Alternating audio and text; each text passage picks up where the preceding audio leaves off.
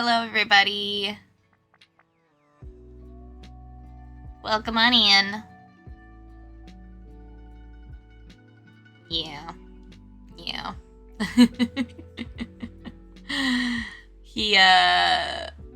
I was like, well, we're ready as long as you don't mind Dandelion taking up all of my space.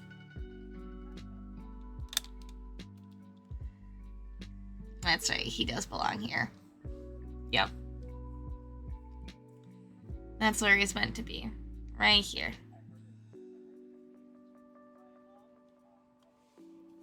Yep. He was ready.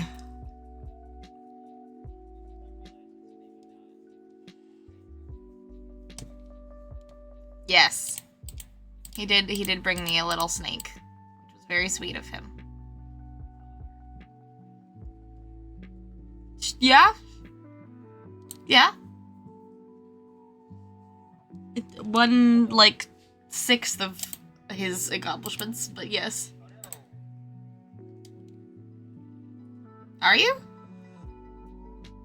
Oh, you both are. What the heck?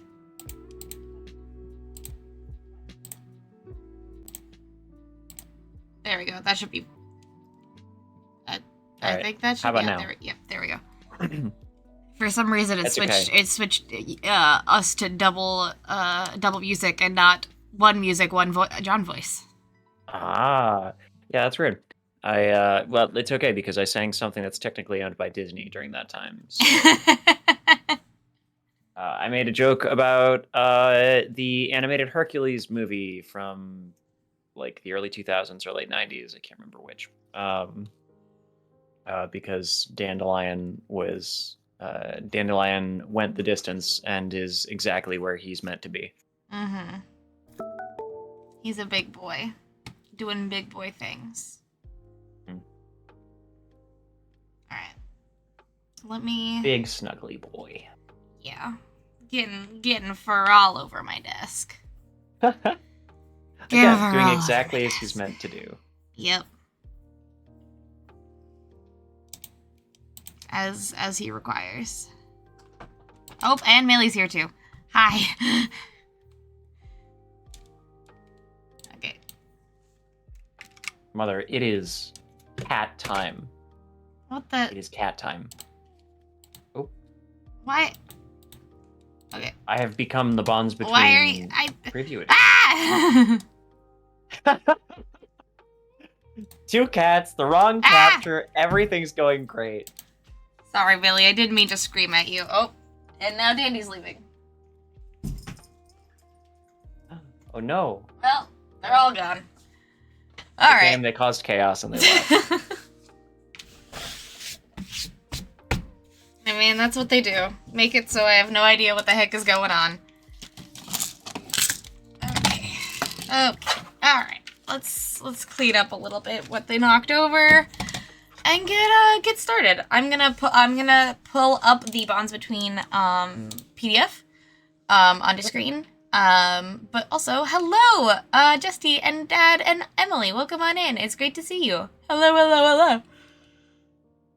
I hope you're having a very good Thursday. I am glad that you are back again. Yay!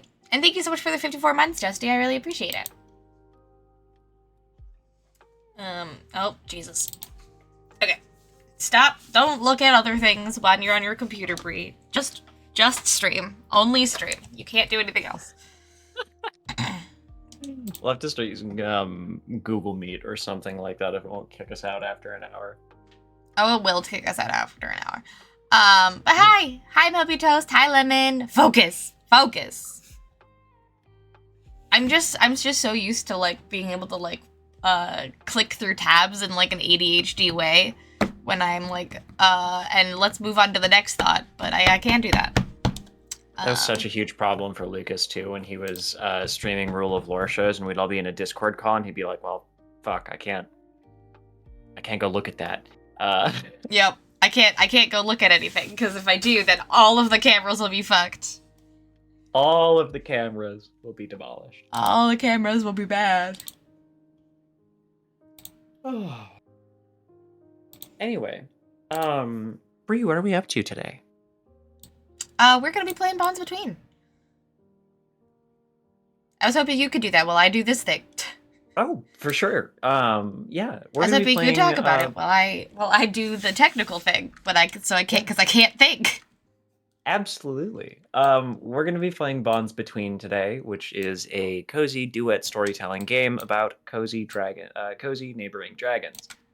If you've been hanging around this stream or either of Bree and I's socials for the last month, you've probably seen a lot about it. But if you guys are watching this after the fact, this is going to be kind of like a playthrough of a few rounds of Bonds Between. I don't expect that we're going to get through an entire game start to finish because that would take a long time. It's a lot of hands of cards and a lot of card altering, and kind of in the spirit of the game, you're meant to play it over a few sessions of like a spell or two each. So a couple of just kind of light crafting sessions with a friend that you wind up with a cool artifact of play from.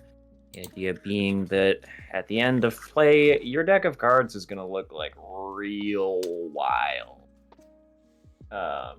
Showing off on my screen here, like the Jack of Figbar, or this Four of Spades that I've turned into a portrait of one of the places that I visited in Hawaii. You'll also kind of track your dragon board and all of the little magical items you acquire in a little ledger. It's a little bit of a journaling game for exactly 2 players. We have yet to kind of go through any of the basics of the game yet. We've already altered some cards, so we will be skipping about one step of that, or kind of breezing through one of the steps. But I think we create our characters live on stream here today. Hell yeah. Hell yeah. Alright, I've got all technical stuff figured out. We're good to go. But yeah, I'm really excited. If you want to know how to make your first set of altered cards, which is like the first part of playing this game, which you will see in at some point in this preview. Eee. I'm not Emily. That's not a hyperlinked PDF. I wish it was. Sorry. But yeah, it's in the setup section. If you do want to see that, we did do a stream of that on launch day for the game, where Emily and Bree and I, Emily, who's the graphic designer for the game, kind of sat around on launch day and altered a bunch of cards in the same style that you would if you were playing the game. So that VOD is on YouTube. You can find links to it on the preview edition itch page, in a Kickstarter update that we released, and I believe in an email that I sent out this week. So there are some permanent places you can find that. Breitbardgames.itch.io. Check out the preview edition for Bonds Between. You can download the game today yourself and follow along if you would like. Mm-hmm. Yes. Or you can look at the Kickstarter as well, which we are fully funded. Our Kickstarter is fully funded, so basically, this game will be made. All you have to worry about is pre-ordering it, so go and check that out. Mm-hmm. I will say at this point, the next stretch goal includes other mythological creatures, which Lucas was very excited about writing about this game, like a version of this game that was you as Gorgons with like statue gardens and stuff, and one is like sphinxes with like riddles and layers and stuff. And there's also one on there that's just goblins. So if we make it to 6K, goblin mode. Goblin mode. Thank you for the launch party VOD link, Nico. Yeah. So basically, if you want to check out the launch party, it'll show you how to make one of these cards into one of these cards. It doesn't have to look exactly like this. I went a little hog wild. But something probably more akin to this. But yeah. Or check Emily's out that Queen of Eggs. Yes, Queen of Eggs. Yeah. I love the Queen of Eggs. Queen of Eggs. Honestly, probably this guy. I don't know. However you do it, or this one that is covered in cat hair. I really love the Dandelion Fluff card. Yep. I really like the idea. Oh, you put a fucking Bongo Cat sticker on it. You forgot Oh, about it that's- last time you saw it too. I forgot about the Bongo Cat sticker. Oh, it's Yep. so good. Little Bongo Cat sticker on the back. But yeah, so like, you can make some really cool cards, do some really cool stuff while playing this game. And the first thing you do while you play the game is make the cards. We've already done that. You can go check out the launch party VOD to show how that works. And you start, and I have a few extra than the ones that you start out with. You actually start out with 5 to alter right off the bat, I think. We're starting with decks that are a little extra magical because Bree and I had to did some of these on launch day, and I also quite heavily altered, I think, about 10 or 12 cards in this deck now. Because I was shooting some promo videos and stuff. So I'll be using that same deck, which means there's a slightly higher percentage of wild cards, of altered cards in here, but that's all right for our purposes. Just means I get to show off more weird, cool cards that we've made. Yep. I did 6 on the stream, and then I really liked the process, so I just kind of made two other ones. And that's what I hope. I did find myself thinking, like this game has done things to my brain, making it and like playtesting it and stuff, because I was standing making my morning tea this morning, Bree, and I looked up above like our kind of coffee and tea station that we have in the dining room, because we are a very enthusiastic household when it comes to warm caffeinated aromatic beverages. And I looked at like the blank little bit of wall beneath the kind of nice floral painting that we have there. Yeah. And I was like, it would be really good here, because I can never remember what all of like the temperatures for my temperatures and steep times for my teas are. I should just go get a bunch of like either take or find a bunch of photographs of like all of our favorite teas. Ooh. And then make a collage out of the like tea packages that have like the little blurb and like the steep time and the water temperature and like pictures of like tea leaves and flowers and stuff like that, and then frame it and put it up here. It's like, that's such a bonds between thought for that you is to have, that's an incredibly bonds between thought, and I love bringing collage back as a fun art form.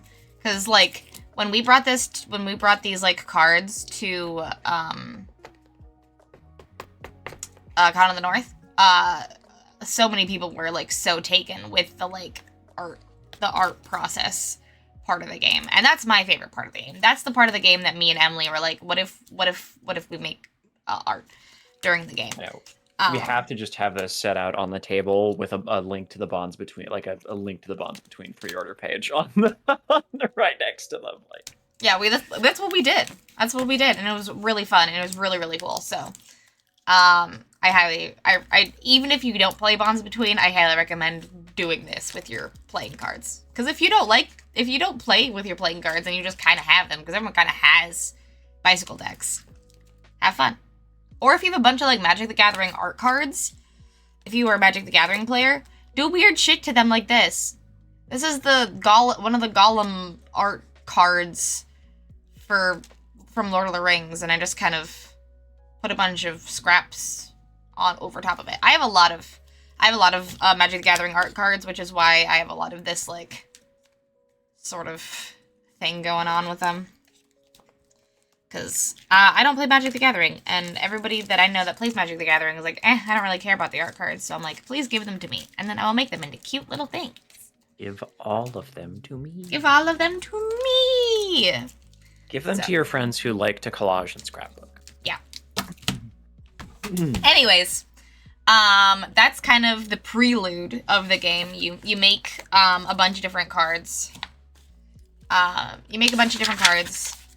And to start out your deck, because you in order to start a horde, you have to have at least five magical items for you already in your horde.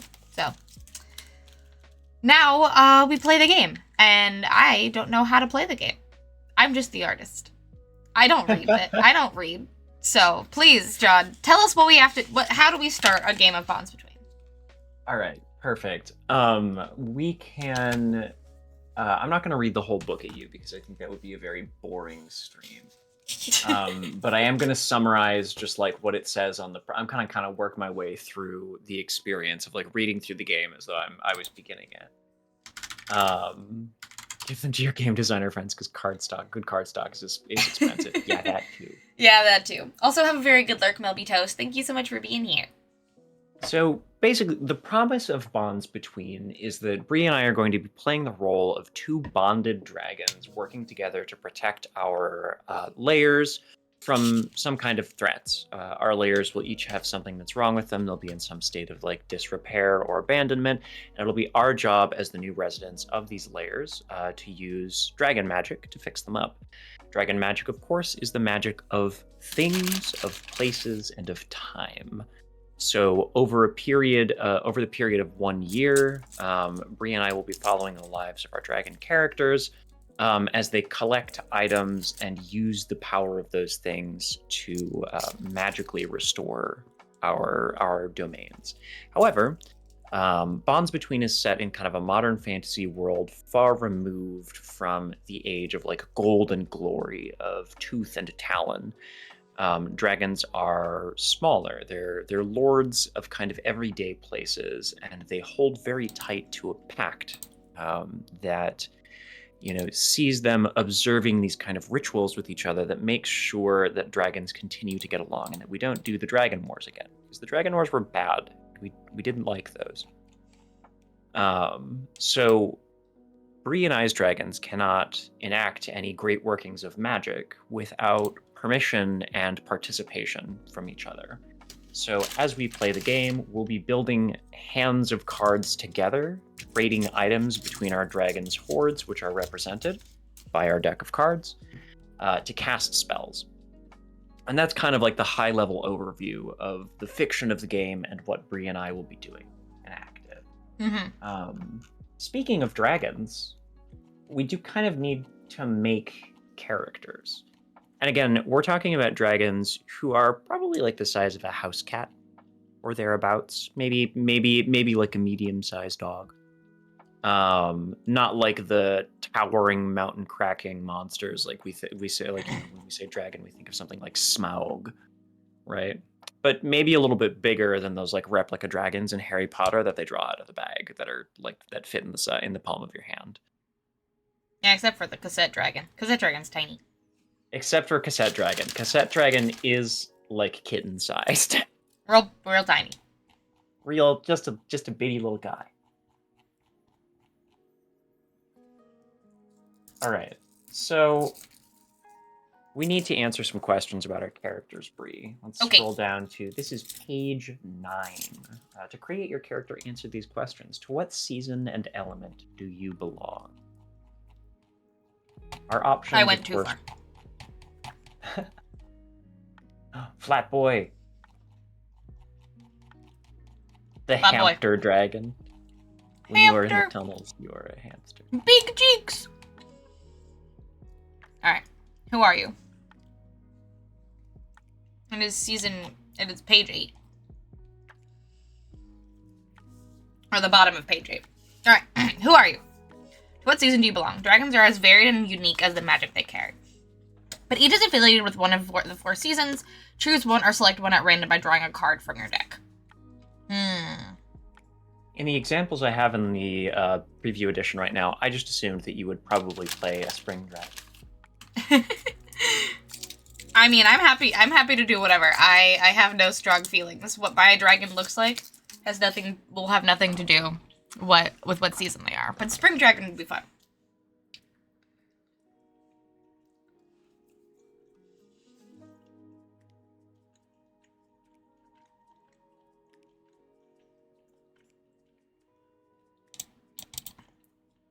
Oops. I made a comment. Go away. After you draw your hand, shuffle any unaltered cards. Choose one at random, then alter it. On per session, you can shuffle your hand, discard 3 cards at random, and draw that many cards. Ooh, okay. So, that's Winds of Change for the Spring Dragon. And then there's Summer Dragon, which is... Summer is the season of passion and drive. affiliated with the element of fire. Driven by competition, dragons of the season are passionate and purposeful, eager to set things right and see their ideas made real. Before you cast a spell... Oh, this is Overheat. This is like the ability. Overheat, before you cast a spell... What are you going to be? Oh, I was going to be a summer dragon. Okay. You did not vocalize that, I don't think. Oh, I did not. I don't think I did. Yeah, you're like, I can read mine too. Okay, which one? Who you gonna be, John? You're just writing quietly. This is a game about communication. Come on. I suppose. Alright, you guys have a better example on that front. I was planning on playing a summer dragon, which is the one that I set an example for myself in the book. Okay. Hell yeah. Alright, Overheat. Before you cast a spell, you can search your deck for a card and draw it to your hand. When you cast the spell, remove the drawn card from your deck permanently. It is no longer a part of the game. If you do, alter a card at the end of your session. Ooh. Exciting. Okay. And of course, there's autumn and winter. So that is our answer to that question. To what season do we belong? Spring and summer, yes? Yeah, that sounds good to me. Okay.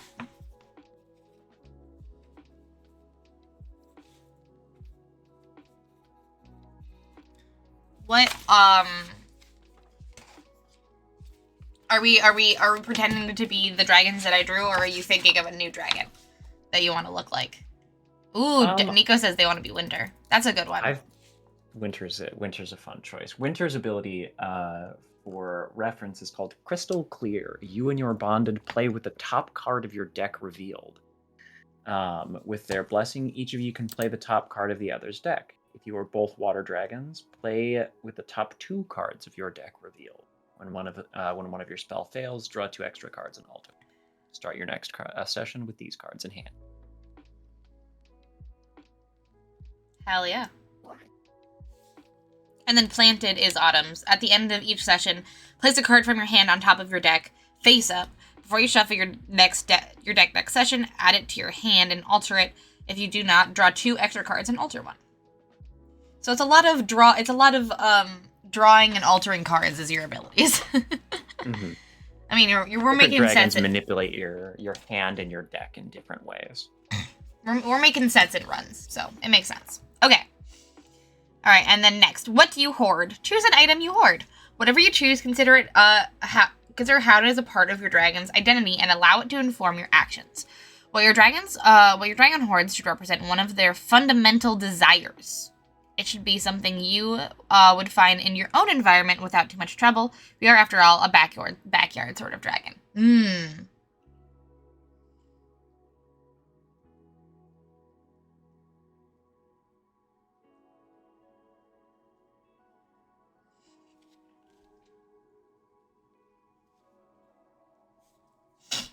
I have chosen for my dragon's hoard words. I hoard words. I cut little clippings from like magazines or books of ones that I like, and I keep them around. Sometimes I'll pilfer like pieces of science. Okay. Okay. That is the example in the book, so good job. Mm-hmm. You knew that, you read it.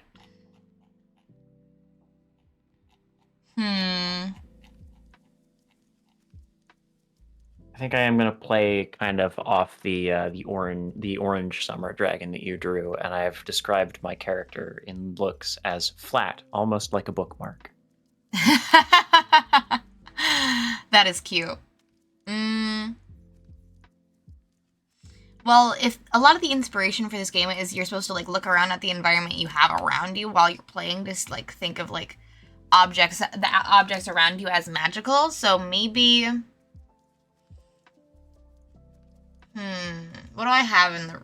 I mean, I have a lot of things in this room. Don't get me wrong. You have a lot in that room. I have a lot. I think I was actually just talking to a friend about this morning. I spent the morning talking to a tabletop RPG design friend yesterday, I think, or the other day, and I talked about one of my favorite kind of writing journaling habits, which is to just make lists. When I feel kind of stuck, I'll go somewhere and I'll like exhaust it by listing out all of the things that my senses can detect, what I can touch, smell, hear. And they messaged me about it this morning, and I was just thinking about the fact. So I have a couple of those journals set out that are just full of like words and like snippets of sentences and stuff like that. So I was kind of where my example was drawn from. No, I definitely like things. I'm a lot less of like an experienced person. I love things. Physical objects bring memories.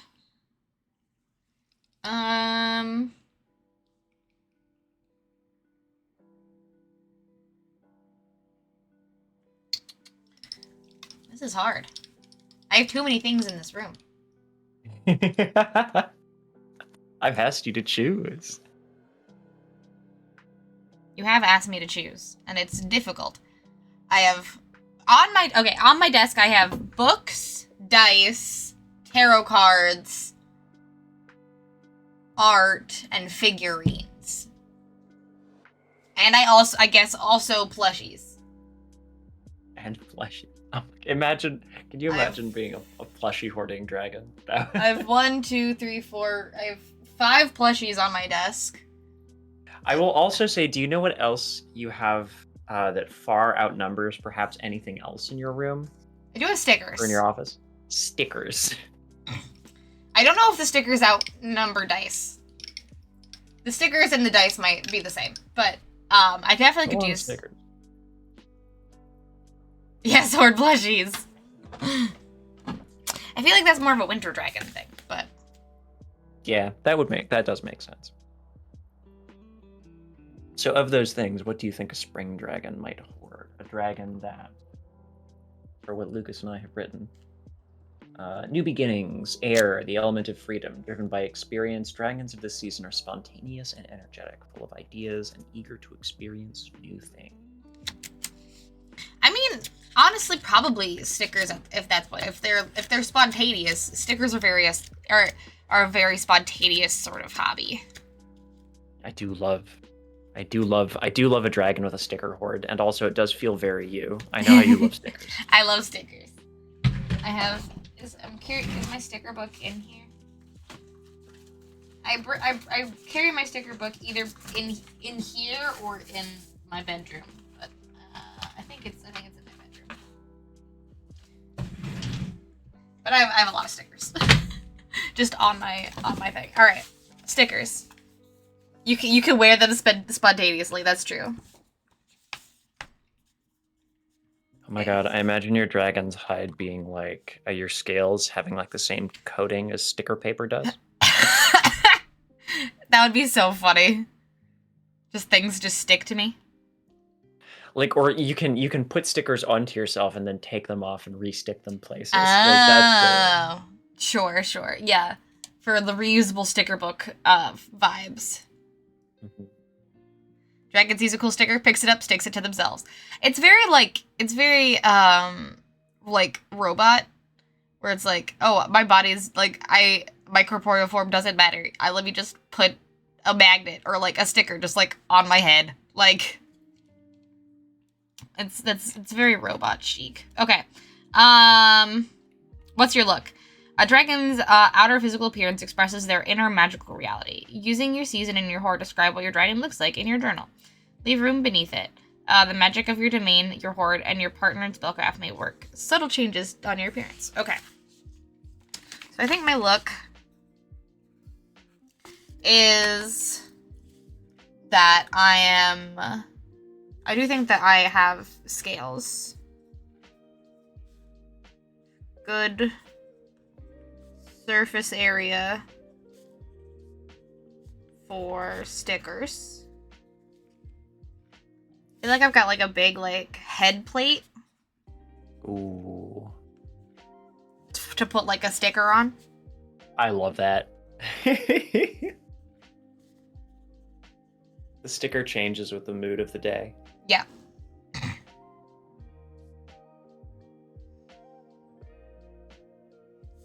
Kind of like what like a Not a Triceratops? No. The dinosaur that has like a big like frill, but like an horn in front. I can't remember what it's called. It's not Triceratops, but it's like Triceratops, and it has a very similar name. And I always forget their difference. But like,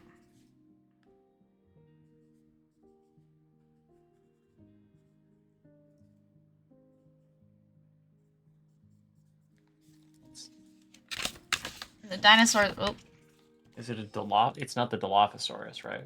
I don't know. Dinosaur that looks like that. Dinosaur that looks like what? Oh, you can That. show us. Aha! Right.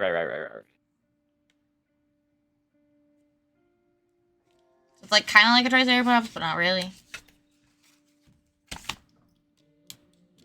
Anyways, you get what I mean. Like that. Okay. You know how dinosaurs look. Exactly. You know. Exactly, Matt Calder. You know how dinosaurs look. Sticker dragon. Sticker dragon is a dinosaur. All right. Who is your bonded? Answer these questions about each other's characters, how they relate, and how they relate to each other. Well, obviously, John's dragon is my bonded.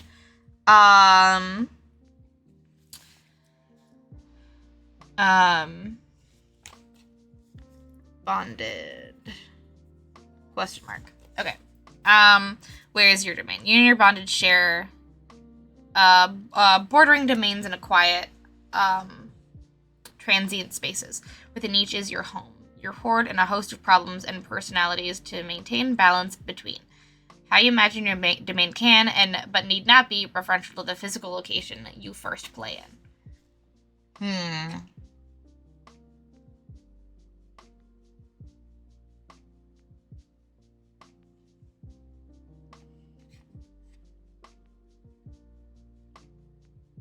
Both in an office right now, right? We are both in our office. I mean, it could be like in an office building or like some sort of work center. Like, I'm like thinking like, where could we find an abundance of discarded words? And where could we find an abundance of stickers? Hear me out. The library on a college campus. Okay. Do you want to do? Listen, there's a vending machines option right at the top of this list, and we could be dragons of vending machines on opposite, like on neighboring wings of the college library. Yeah. Neighboring park isn't busting zoo exhibit. Yeah.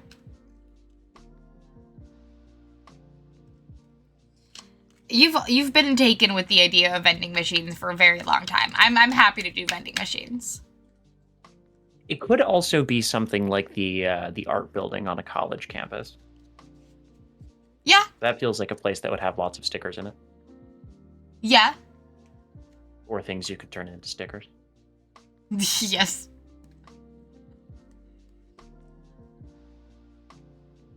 There's hopefully a lot of stickers, lots of places.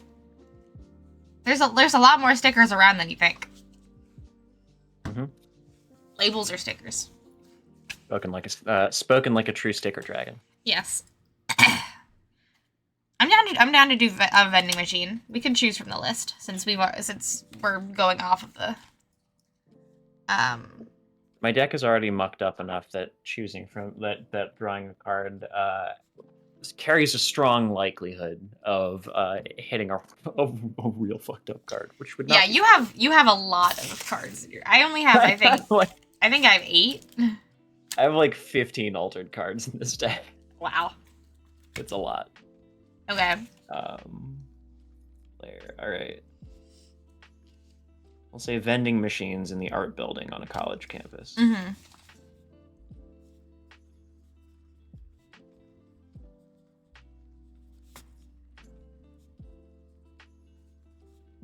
Because there's also still lots of books there, and there's also a lot of really funky words. Like, people do a lot of really weird things with words here, and I can always just, like, trot over to the library and peruse, much to the chagrin of the librarians. Yes, that is very true. Also, like college bulletin boards are some of the best places to find weird flyers with fun words on them. Also true. Like there's like groups with weird and fun names. There's like events that have funky like stuff like funky names dreamed up in a college fever, in the fever dream that is college. Hell yeah. I love that.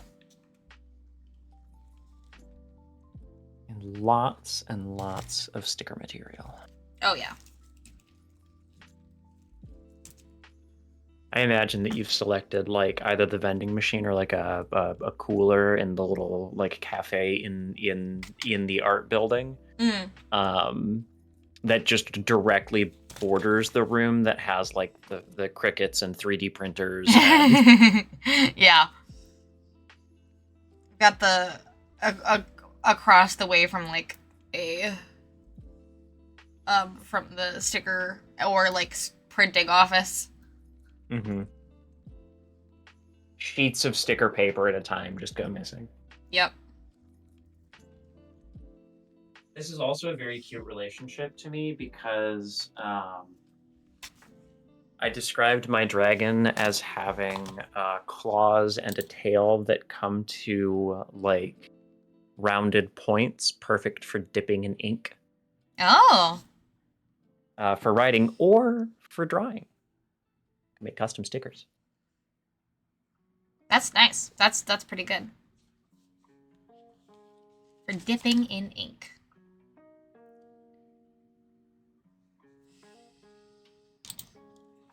Centrosaurus? Is that the name?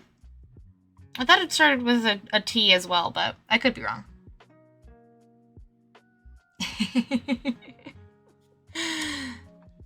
Alright.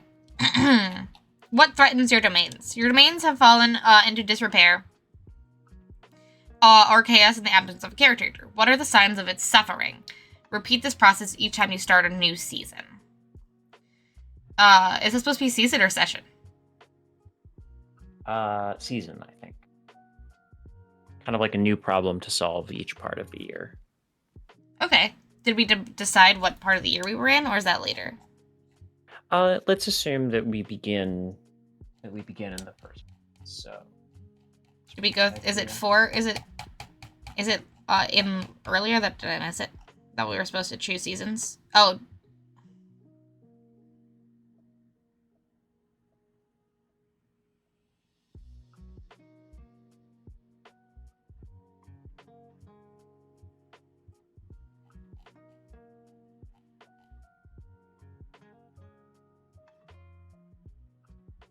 Okay, cool.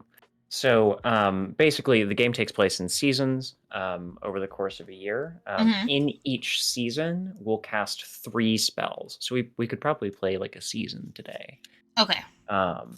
But we'll choose a threat that our domain faces this season. So for the next 3 spells that we cast, that's the threat that we're addressing, and it's some like we're tackling it in some variety of way. So in spring, the threat is nascent, budding or fledgling in your domain. If you counter a nascent threat, you discover a previously unknown item in your domain and alter a card at the end of the season. Tabletop Horde, welcome. Hi. Where did you read that? That is from Running an Adventure. It's on page 20 or 21. I think 20 in the book. 21 in the Got it. Okay. Hello, Tabletop Horde! Welcome on in! It's been forever. Welcome to the stream. Long time no see. Hello. We're playing Bonds Between, a new game on Kickstarter made by us.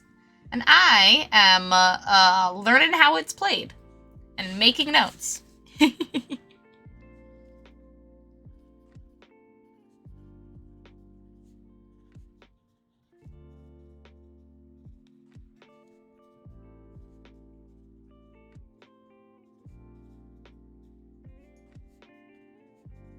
Parenthood has taken up much of my time. Yeah, I would believe that. Oh, I'm not surprised. I would believe that. That does tend to be a big time investment. but the bub is 4 months old and going to bed earlier. I'm starting to be around more. Yeah, Oh. a lot of my friends are new parents or about to become parents, and I was talking to my mom about it, and she was like, "Yeah, it'll depend on how quickly they wind up sleeping through the night, how exhausted or not, and how much time the parents have." Which is, somewhere between 2 and 4 months usually. Yeah.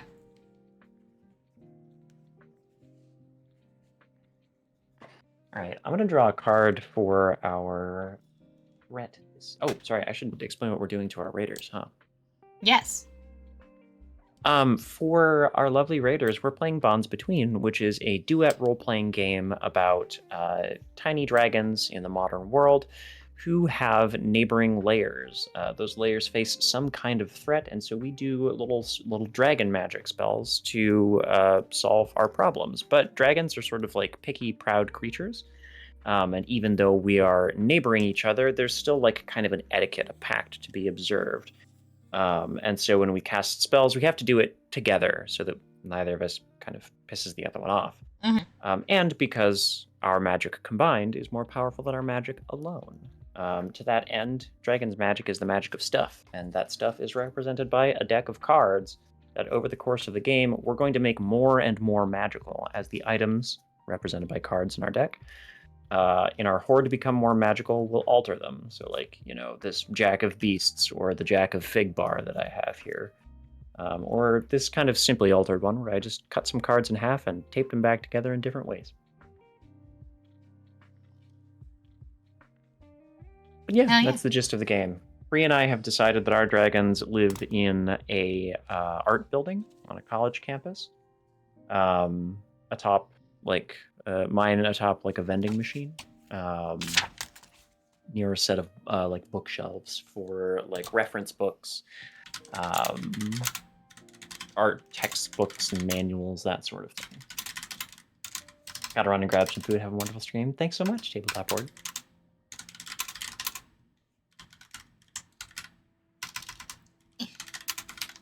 Typing is slower than speaking. It's sleeper, except for hating napping in the day because he gets FOMO. He wants to be involved. Man, to be involved. That baby FOMO. That baby FOMO, though. All right, that baby I'm FOMO. ripping a card off the top. Bam. The Ace of Hearts. Okay. Something intrudes here that should not be. An intruder or thief, an invasive pest or plant, or a simply unruly crop of mint. What do we think would be like what's an incursion? What would threaten our domain? I suppose we should also think a little bit about our art building. Like what's wrong with it? Because we've inherited it in a state of some disrepair.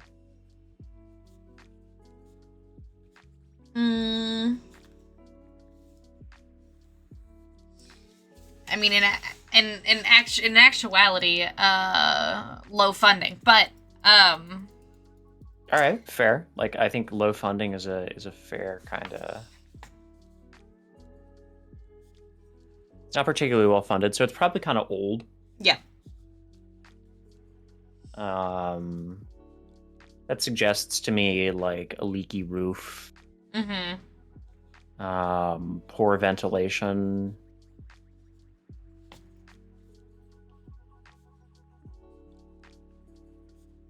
Probably like some areas that people aren't allowed to go near, like some condemned areas, or like some don't go here, it's dangerous.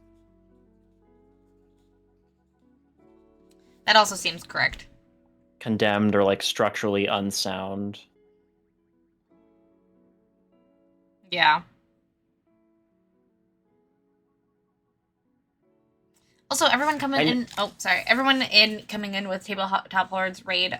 Tell me what your favorite thing about what they did today. Gen AI. Not Gen AI. Not Gen AI. That's too.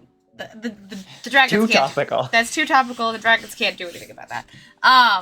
Now, if you want a game where you can be mean to people who think Gen AI is the way of the future, may I suggest Axolotl with a Gun? Yes. The game that this little pin is from. Also, if anyone wants to check out the game that we're playing, you can check it out on Kickstarter. We are fully funded. It's super exciting. Yeah. Also, if you want to like just, even if you're regardless of whether or not you're interested in buying the thing, it is completely free on itch right now. There's a preview edition, the one that Bree has up on stream. Mm-hmm. That's kind of like our current rough draft of the game. So if you want to like read for yourself, if you're like me and you don't deal super well with like listening to people read things to you, you can read it there completely free of charge. Yep. Kind of see what we're up to and follow along with some of the steps. So I rolled incursion. We've got kind of like an old. I'm imagining like a reddish kind of like brick. Mm-hmm. The windows are probably foggy, nasty. Like maybe even just like old single pane glass. This place isn't air conditioned, which means it gets hot as hell in the summer and probably cold as hell in the winter. Mm-hmm. And all the problems with a not well-maintained building. I say like inconsistent electricity and internet. Yeah. For sure. Just thinking about like the oldest nastiest like building on my college campus and then making it like 70% grodier.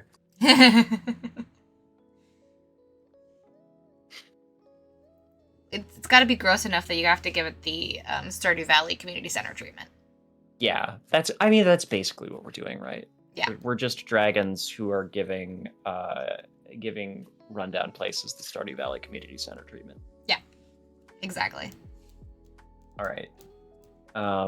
So incursion, what do we think is like encroaching upon our layers here in this old rundown art building?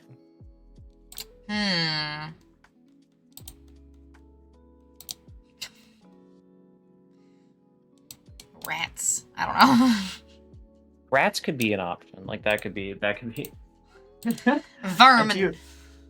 Vermin.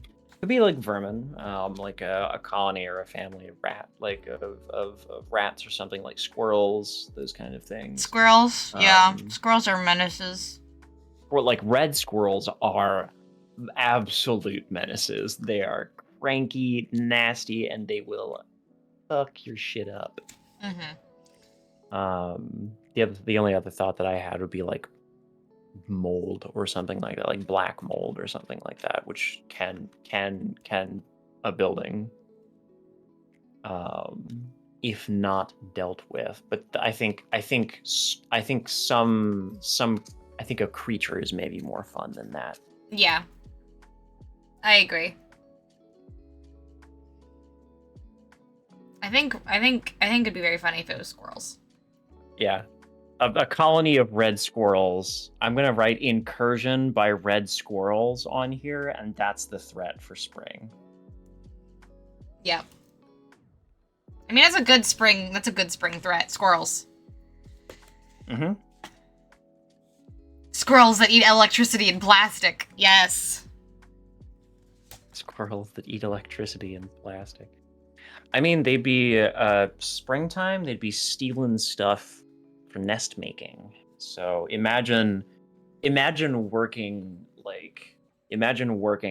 a bunch of late nights to like finish your like spring midterm project, or like your senior project, and then the fucking squirrel gets into your paper mache sculpture stuff, shreds a bunch of it with like tooth and claw, and then carries it off to its nest. You come back in the next, like how heartbroken? Yeah, how right. heartbroken would you be? At that point, you just pivot to, all right, this exhibition is now about grief. Actually, yeah, it's now about what just happened here. Ooh, Yeah. Always had flooding problems, so maybe a mildew elemental. That's a good summer one. Yeah, that would be really good. Mildew elemental is very good. And I will say, squirrels that eat electricity and plastic are real, and are the ones that plague my parents' house. Yep. Those are the gray squirrels that used to live above me, in my attic, in the roof above my room, It wasn't the attic. It was the roof above my room. They lived inside the roof. And they chewed on all of our lights and ate the garbage bins. And other plastic, children's toys. A couple of red squirrels lived in the walnut tree next to my dad's house in my hometown. When he lived there, there was an ongoing rivalry between that squirrel's absolute determination to hollow out every single piece of flotation and insulation in our sailboat, our little like 15-foot sailboat, and stuff it full of walnuts. Wild. Like, just replace every possible cubic inch inside that boat that was previously filled with, insulation, with walnuts. And he did a pretty damn good job of it. It's the squirrel's house. Your parents just live in it. It is true. We've had multiple roofing people come in and try to continue to like close the soffit and close the like siding on the house, and redo it. And every single time the squirrels eat their way through it to get back into the roof.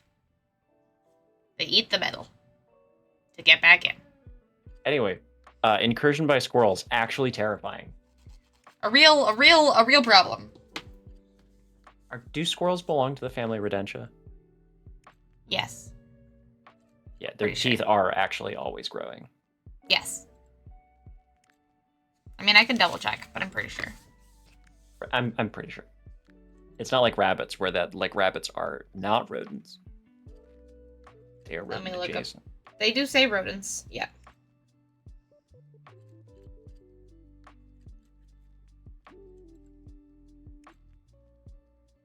We're getting in the weeds. Thank you for telling me what a squirrel is eaten by, not what they're... They belong to the family Chaos. Yes, yeah, that's true. Absolutely, they do.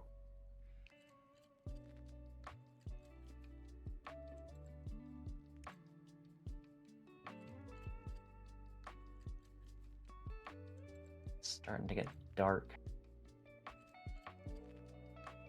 A little bit less. Yes. So yeah, their order is Rodentia. That is the order, is Rodentia. Not that that's what you needed. Yes, they are rodents. Their teeth always grow. So yes, you were correct. The only problem is that you didn't understand what the subfamilies and tribes hierarchy is. You didn't know that the order was Rodentia, but the family is Skiriridae? How could you? Wow, I can't believe I didn't just have that off the dome, Bree. How could you? Fucking revoke my nerd card, kick me off the screen.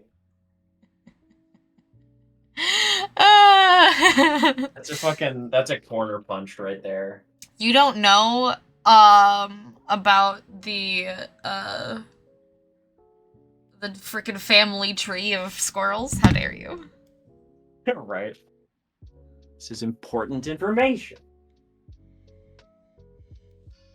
You didn't know that their class was Mammalia, their order is Rodentia, their suborder is Skiromorpha, and their family is Skiridae? How dare you? Wow. Wow. I'm being lit up here, people. How do you not know what their genus family tree is? Oh, that's like too much light. Need that to be. I wrote in the meanwhile the background story for a new TTRPG character. Hell yeah! Hell yeah! Hell yeah! Good for you, Amon. Okay. All right. So we got that. Who is your bonded? Your magic and that of your bonded are entangled with each other. We kind of keep answering these questions so we can get through a season. Okay. Yes. If your deck has jokers, we could talk about squirrels all day. Write your name on. Literally could. Give me talking about any scientific anything about an animal, and I could talk about it literally all day. If your deck has jokers, write your name on either the red or black joker of your deck. Then write your name on the other joker of your bondage deck. These cards must remain in your deck, but cannot be used to cast spells. Okay. So I colored I made one of the jokers this. So this will be mine. Aha. Yeah, that's your joker. So this is my joker. Let me get the other joker. I'm gonna write.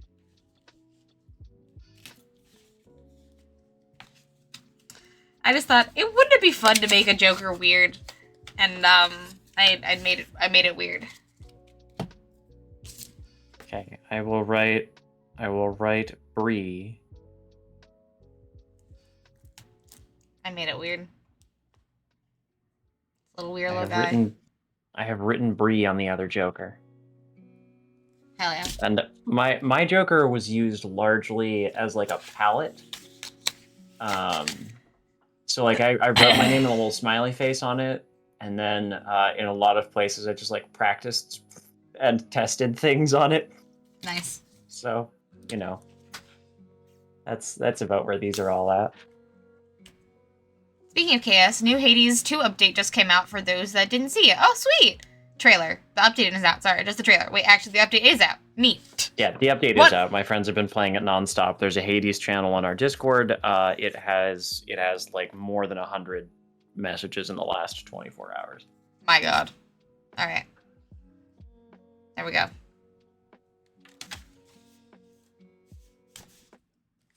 Et voila. I'm saving myself for marriage, by which I mean the full release. Marriage, i.e. the full release. All right. Consider everything you know about your characters and the threat you face together this season. Decide how you and your bonder relate to each other, or draw a card at random and use its suit to determine your answer. Spades are, this is a manner of working together. To what oath, entity, or job or purpose are you both beholden? Clubs is, this is a rivalry. By what measure must one of you exceed the other, spur each other onward towards greatness? Diamonds, this is a kind of family. Did you find it, or were you born into it? Or hearts, this is a kind of courtship. What are you hoping to become to each other? Interesting. Do we want to choose one or draw a card? I think we should draw a card. Hell yeah. Why don't you draw a card? Okay. Eh.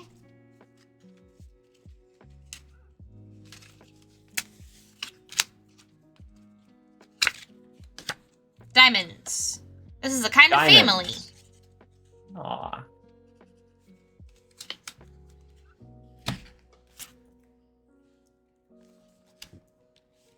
Were we born into it, or like are we siblings, twins, like out of the same like clutch of dragon eggs, or are we like a kind of found family?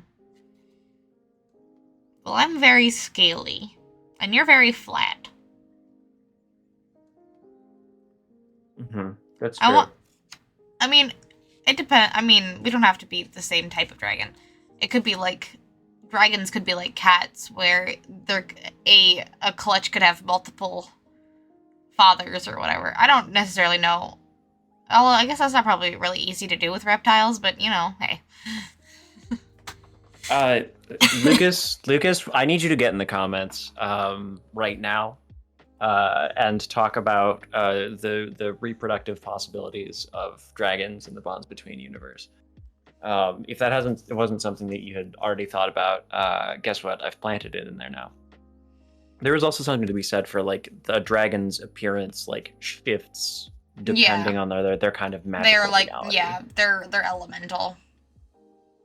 I always imagine in this universe, like dragons are born and then like settle into a shape as they mature into adulthood. Yeah, Nico says your magical beings genetics have no bearing on your development. Yeah.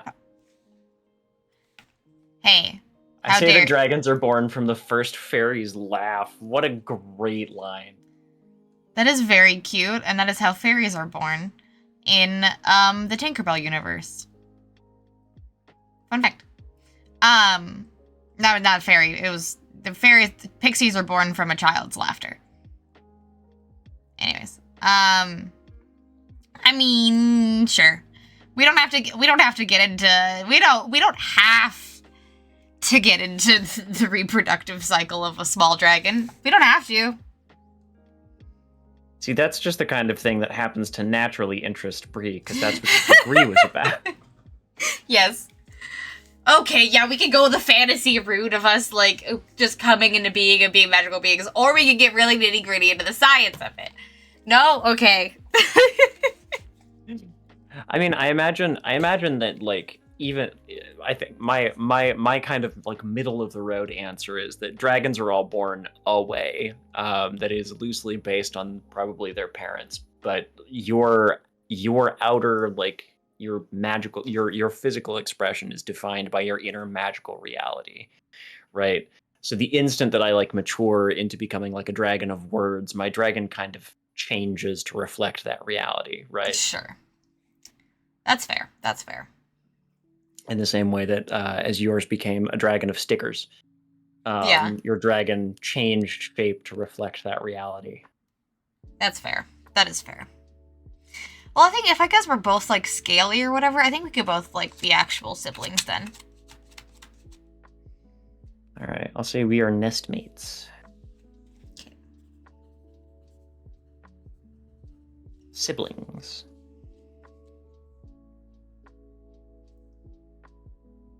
Striking out into the world together in search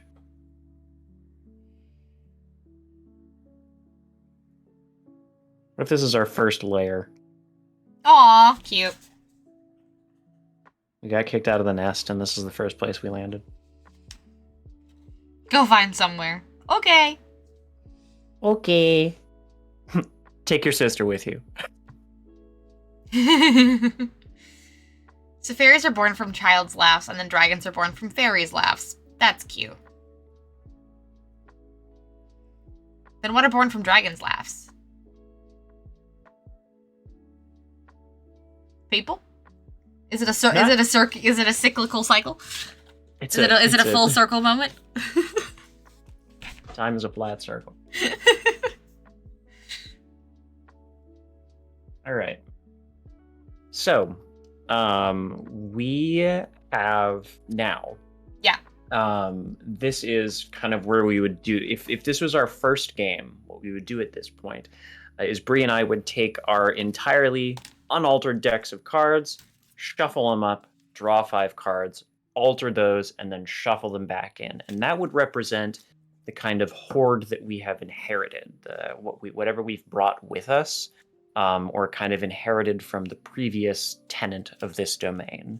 A couple of magical items, but largely mundane stuff. Because Bree and I have already altered our decks in preparation for the Kickstarter, for like the Spellcraft backers and for kind of our own play, we're gonna skip this step. But normally this is a part where you would shuffle up, draw 5, alter those cards, and then shuffle them back in to kind of represent a few magical items sprinkled throughout your hoard, and to make that first season a little bit easier on you, because having 0 wild cards is pretty tough. So what we would also do at this point, that I think we can do, or the step that we can skip to, is this is the beginning of our ledger. So as you alter items in your hoard, you keep track of what the magical ones are and what your bonded has traded to you. So,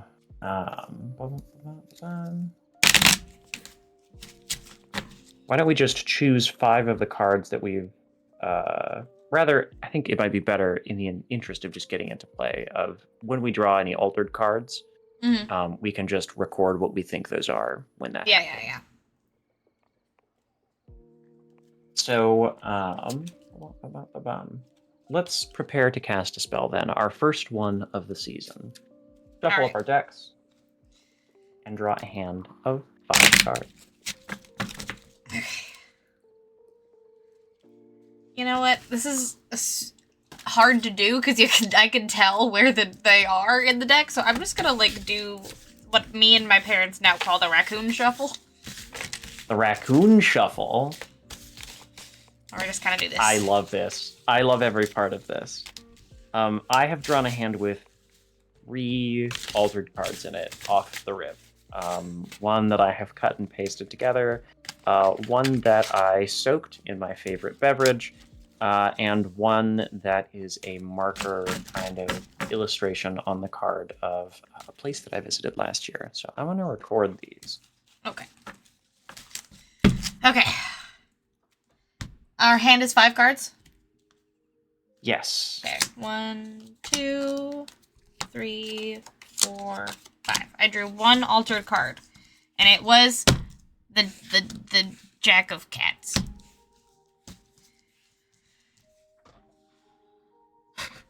Also, hi, Jack Danny. of Cats. The Jack of Cats. Also, hi, Danny. Welcome on in. How's it Jack going? of Dandelion Fluff. The Jack of Dandelion Fluff. How's it going, Danny? It's great to see you. Welcome, welcome, welcome.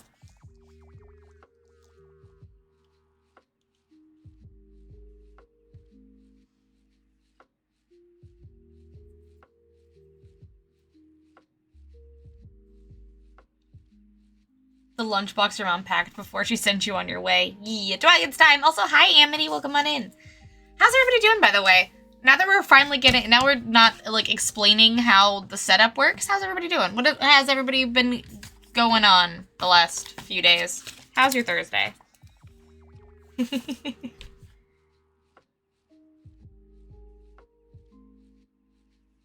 had lunch with mom, took a nap. Now I'm here. Fuck yeah. Sounds like a great day. I often try to write down the personality of a character, often highly complicated, but it helps with character design questions. Yeah. I mean, asking these character design questions is very, very helpful in deciding personality, or like deciding like the do's and don'ts of your character really helps with figuring out what your personality of a character is. Okay, so ledger. Jack of clubs equals, I think the Jack of clubs, it's covered in fluff. I mean, how would that be a sticker? I mean, I guess it could be a cat sticker. It could be like a fuzzy cat sticker. Yeah, it could be a fuzzy. It could be a Sky those Mall text- Home Video Rentals. Hello. That's an incredible name. Hello, welcome on in. Welcome to the stream. Textured cat sticker. Alright, there we go.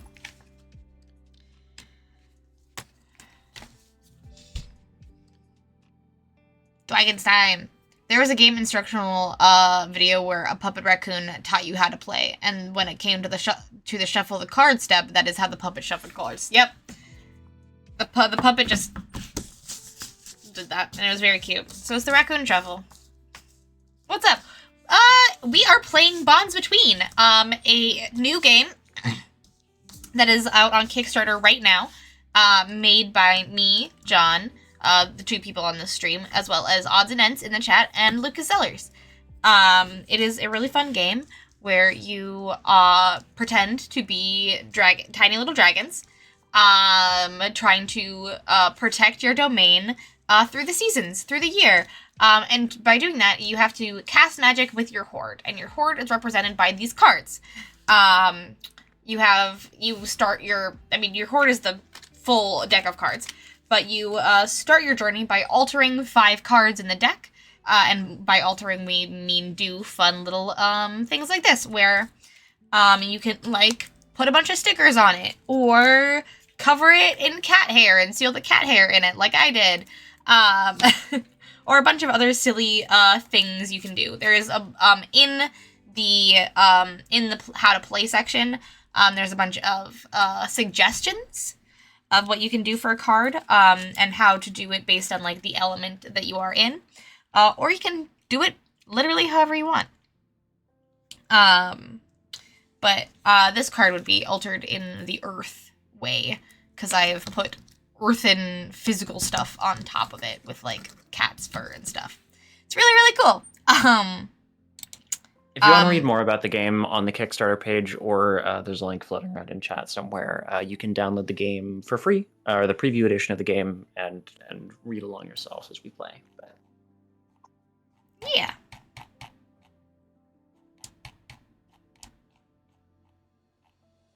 Whenever you alter a card, write these things in your journal. What item it represents, what card it was originally, and how it was altered. So I didn't actually do that. So we altered a bunch of cards, and in our ledger, this one, in our ledger, we write what those cards now represent.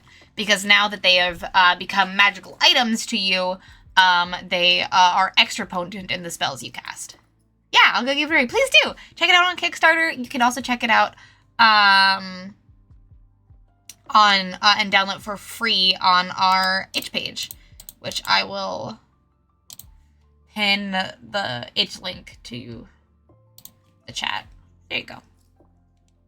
Boop. So if anyone wants to read through it, you can do it for free on our itch page using the link that I just pinned. Ursa! Hello, hello, hello. Welcome on in.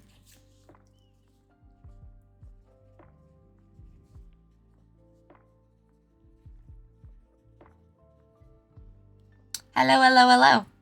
How is your Thursday going? It's great to see you. An altered card can serve as any card in its suit, regardless of its original rank. Each spell you cast must contain at least one altered card from both dragons. Each spell you cast must have a wild. Hello. yes. If you are having trouble deciding what alteration to use, you can choose at random from the list below, rolling a die. Alternatively, choose the alteration you are most reluctant to do, and do that one first. Haha. I wonder for how many people that's going to be burning a card, or for how few people that's going to be burning a card. That is a good question. It's a fun alteration. Don't burn your fingers or your house. Bury the card on Earth. You cannot give this card to your opponent, and you may never see it again. That's so funny. So, like, it just doesn't do anything? Nope, it goes away now. You alter it, and then you're just like, it's just gone now. You can't use it for anything. It's gone forever. We've gone forever. All right, so as a part of gameplay, we do actually alter a card from the hand that we draw, which will bring me to a total of 4 altered cards in this hand. Jesus. I drew an altered card. I drew a regular card to just like give myself a random set. So fire, summer, or clubs. Let's see. We have mark the card with this symbol. Burn out the center part of the card. Be safe. Cut the card into a polygonal shape and lightly burn the corners. Leave the card in a sunny place for several months. For several months. See, this is the kind of instruction that I love about this game, because it's like, oh yeah, go do that to a card. It's got to be there for a while. Yeah, sorry. Sorry. You can't use it.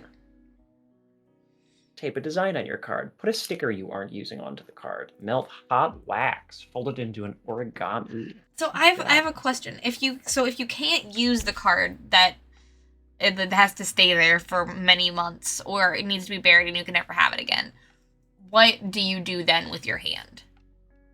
Well, you're down a card. That's what you choose to do with it. Got it. Okay.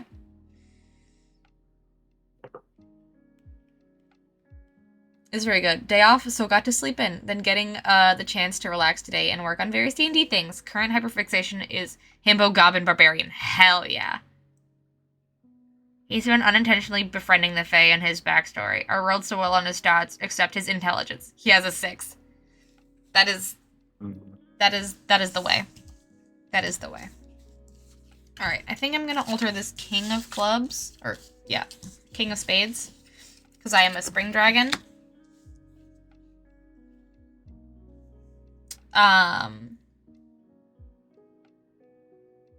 Let's see.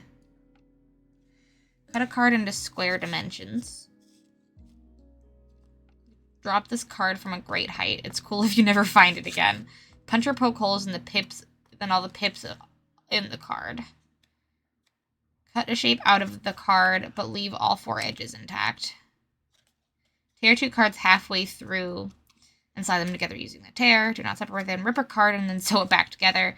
Tear 2 cards in half and tape them together with the wrong halves. Deboss your card by pushing hard on the back of the pen. Score a design into the card without cutting through it. Remove the corners from the card. Hole punch a design on your card. Mail this card to your bonded. It cannot be used in a ritual until it arrives. Mark the card with this symbol. I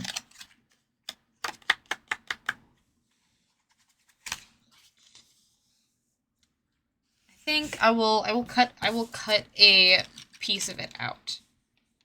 I think that's what I'll do. I'm just gonna use the back of this mail to do it. So I'm just gonna cut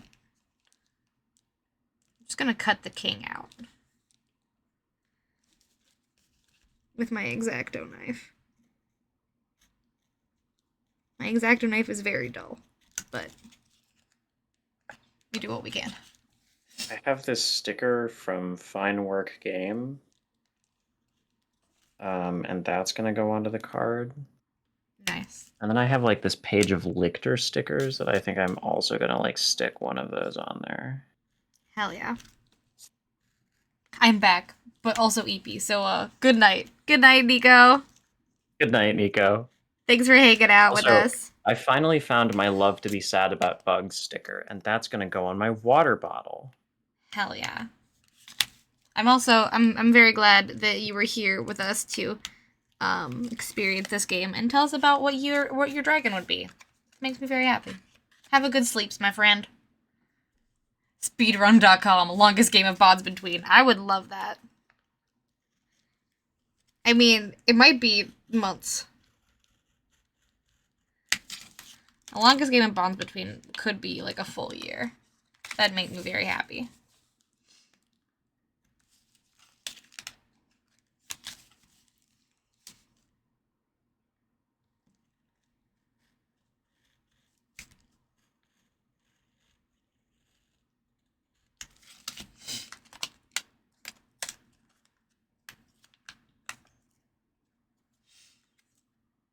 Look at that. All right. Anyway, Right. this game today. Gone. King gone. King will be replaced with tape. Tape.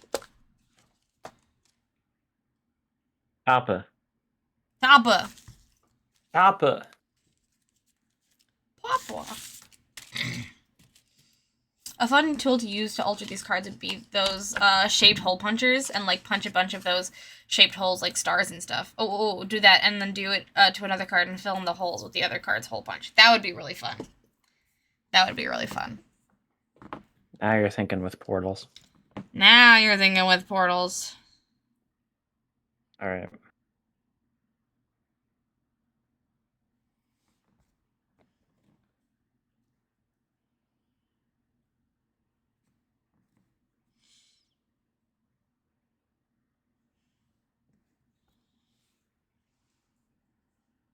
I think that's just going to get taped on there. What I'm going to do is I'm going to cover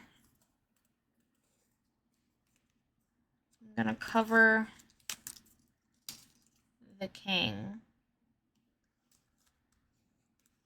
in washi tape. Ooh, I love that.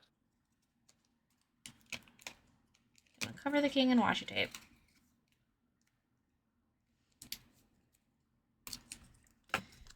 Have a good lurk, Amity.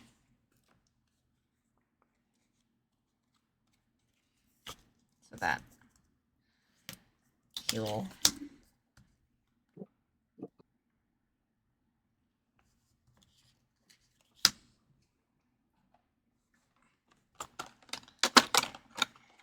he'll like be behind a curtain of moons.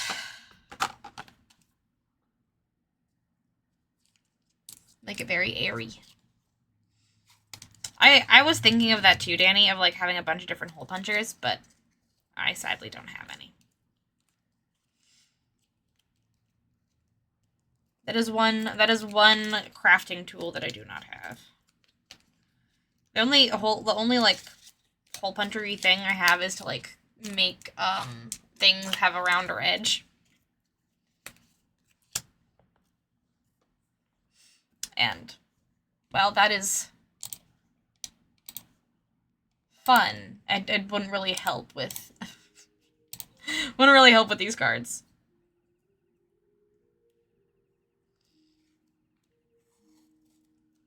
Yeah, I'm basing him off of Saja and giving him some Bifrost. I realize that I'm crafting in a place that you guys can't see. I apologize. Here, I'll just tilt the camera up so you guys can see me work.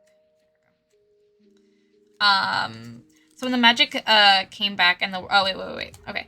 I'm basing him off of Saja, but giving him some Bifrost / Opal vibes. Hell yeah. He's a farmer who started a farm near the World Tree, which had gone dormant for 250 years during the time magic had vanished. Ooh. You need your eyes for crafting, Bree. There we go. What? That seems fake. So he took all these superstitions and stories that people were telling to heart because he didn't know any better and thought they were being serious. So when the magic came back and the World Tree blossomed into life again, it erupted into a gigantic birch forest, destroying most of the settlements near it. But kept his farm intact because he was kind to the land and forest and animals around it, and unintentionally paid homage to the old laws. Aww. That's really cool. Alright. We've got...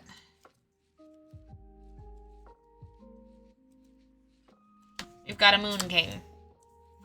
A Moon King. I have some kind of, like, Devil 2 of clubs. Whoa. Yeah, I have the 2 of devils. I'm just gonna put the... Ooh! Fun! And I'm just gonna put that back in there, and we've got an altered card.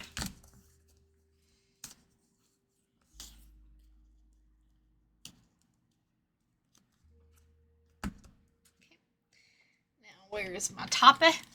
One thing that I've done with all of my cards is basically encase it in tape. Ah. Because it makes it easy to use. Basically re-laminating them with packing tape. Yeah, gotta get a laminator. But if you don't have a laminator, this is a good secondary option. And it doesn't have to be perfect. It just has to be good enough. And you can always cut the imperfections out later.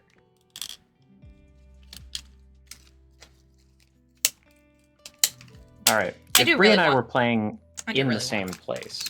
Laminator. Yeah. It would be good to add to your arsenal of stuff. Yeah. Now, if Bree and I were playing in the same place, what I would do is we would now trade these cards. Our dragons would exchange items from our gifts as we're exchange items from our hordes as we prepare to cast a spell. However, Bree and I are not in the same zip code currently. No. So that's a little complicated, but we'll just assume that the other is playing with this card in their hand, and we'll create a ledger entry for it. So you're gonna make a ledger entry for my King of Moons. Yes. Okay, and I'll make a ledger entry for your Devil. I need more packing tape. I used a lot of packing tape up for a lot of different things, but there we go. King of Moons.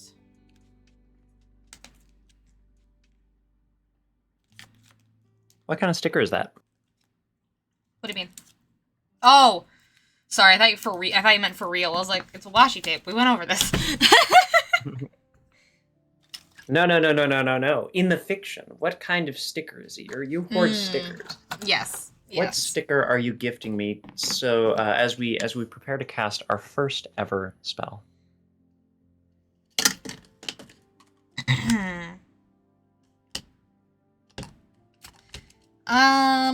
I think probably one of those like creepy moon faces. Like, like the Zelda, Yeah. the creepy Zelda moon.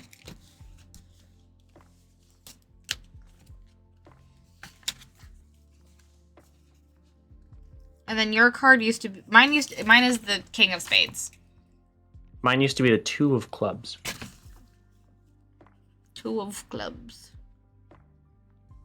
And I think I've got like the Two of Devils here. What do I think this was? Yeah, what word was it? Or what words were it?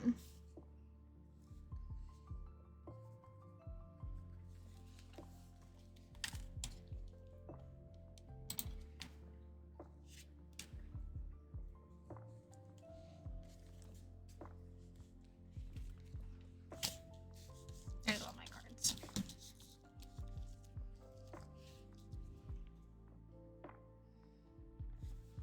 I Ooh. think.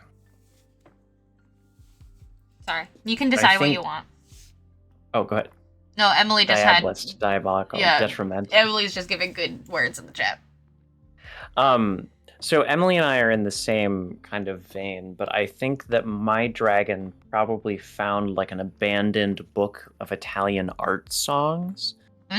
That somebody like cut pieces out of to collage, probably borrowed or like appropriated from a music major friend. And on the front cover of it, like it's something like in the title is probably something to the effect of like devilish duets for a baritone voice, but like duetos diavolos or something like that is the phrase, like the little thing that I've cut out here. It's printed on like kind of creamy yellow white paper with kind of faded dark green ink. Okay.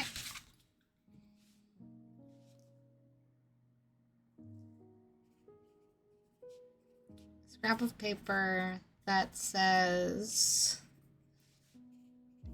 Duet Diabolo. Yeah, I'll go with that. Cool.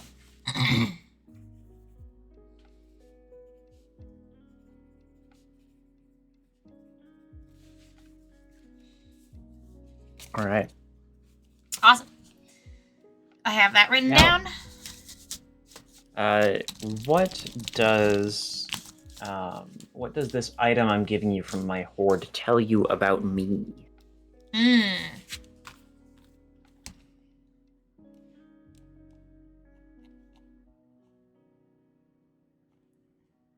Okay, okay, yeah. Trade an altered card with your bonded. What does this item I'm giving you from your hoard tell you about me? I think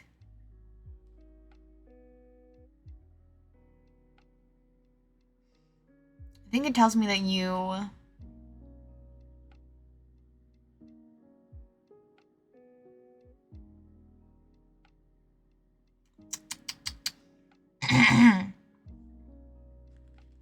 I think it tells me that you are like intrigued by like things that have darker themes, or like stories that aren't always like happy.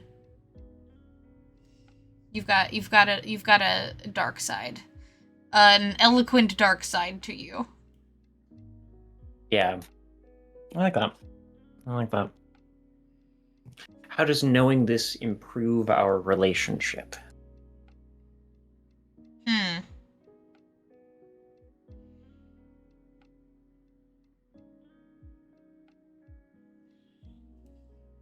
I don't know.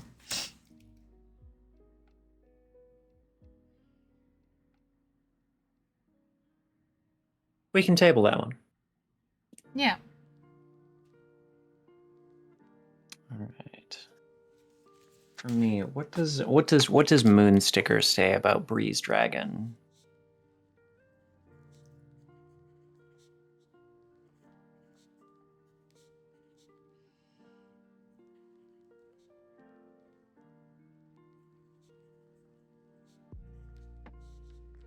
I think what it says is that like your what it says to me, what it tells me about you is that you see kind of like the strange and the wonderful in things that are very mundane. The moon has been there as long as either dragon has looked up, Mm-hmm. as anyone else has.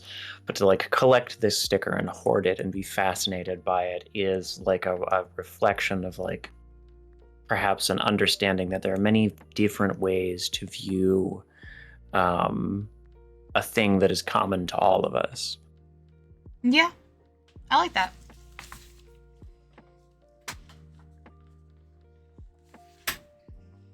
An eye for the multiplicity of things.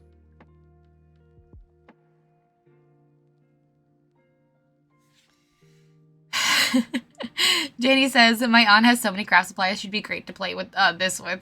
That's very fun. If you do end up playing it with your aunt, please tell us. That sounds super cute. Band-aid or sticker. Just gotta protect your dragon brother. Oh my god, That's really cute. Actually. I definitely want to make. Band-aid on one. Oh, I definitely want to put a band-aid on a card now. I mean, I have to go get one. I was trying to just use the crafting supplies I have on my desk because I use washi tape all the time. But I might have to go get some band-aids because that's really cute. I am adding one thing to that additionally from Ursa because I like it, which is I think that your character knows great ghost stories. Ooh, maybe they can be relied upon to throw down when called upon. Or maybe knows the older ghost stories or dark macabre sides of many places. I mean, I think that also goes for like you. We both kind of like had. Maybe like the way that we bond is telling each other spooky stories. Yeah. I'm just gonna put over here sibling bonding, spooky story time. I love that.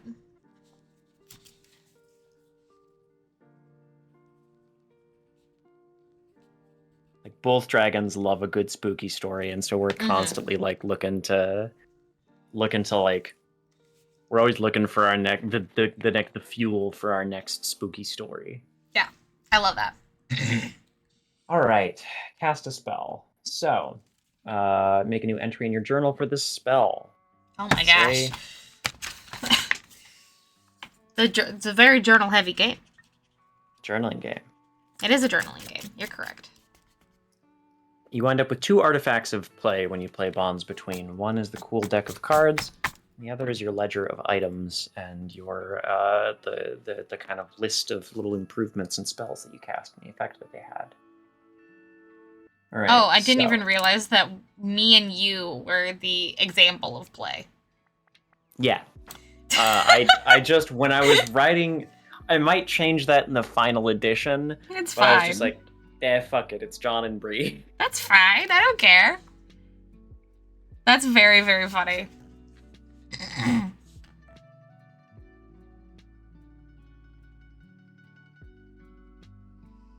I just didn't realize that we were like the example of plagues example. That's very funny. Okay.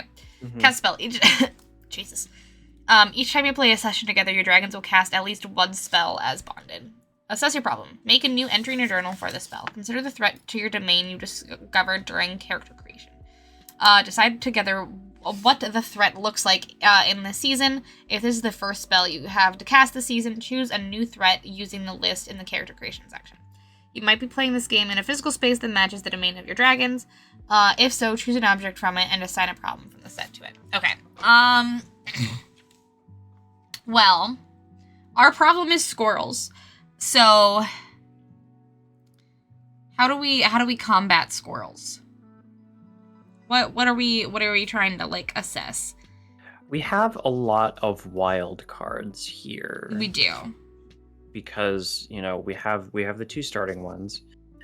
So we have that, and I drew a lot of wild cards out of my deck. So we're very flexible in how we can tackle the problem.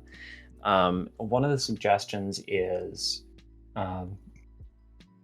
you might be playing the game in a physical space that matches the domain of your dragons. If so, choose an object from it and assign a problem from the set to it. So I have a pile of actually like remains of magic cards, just like a pile of kind of like shredded and cut up magic cards from the first time we did all of these card alterations. Mm-hmm. And I think it would be, I think following up on the thread that I mentioned earlier of like I think it's like it's nesting season in the spring. Yeah. And so like squirrels tearing out like looking for nesting material, right? And what better place than a building full of paper? Sure. Yeah. Yeah. And so I think like the maybe they're like maybe the squirrels keep getting into studios and like shredding like stocks of paper or like people's projects and stuff like that. And like that's the problem that we faced right now in our war rundown like old art building. I like that. I like that.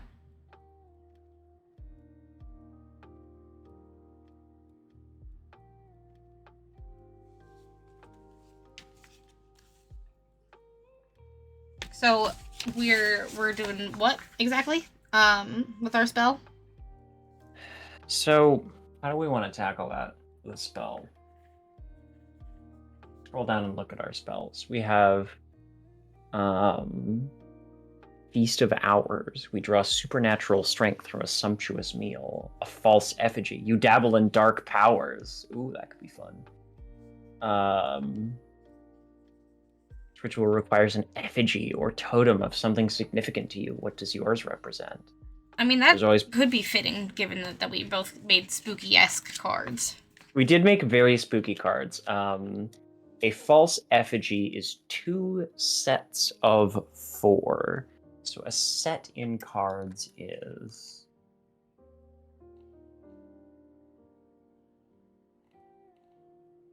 A set would be like 3 or 4 cards of the same rank in different suits, which I think we could probably manage with this many wild cards. Yeah. Because if I recall, wild cards count for any rank within their suit.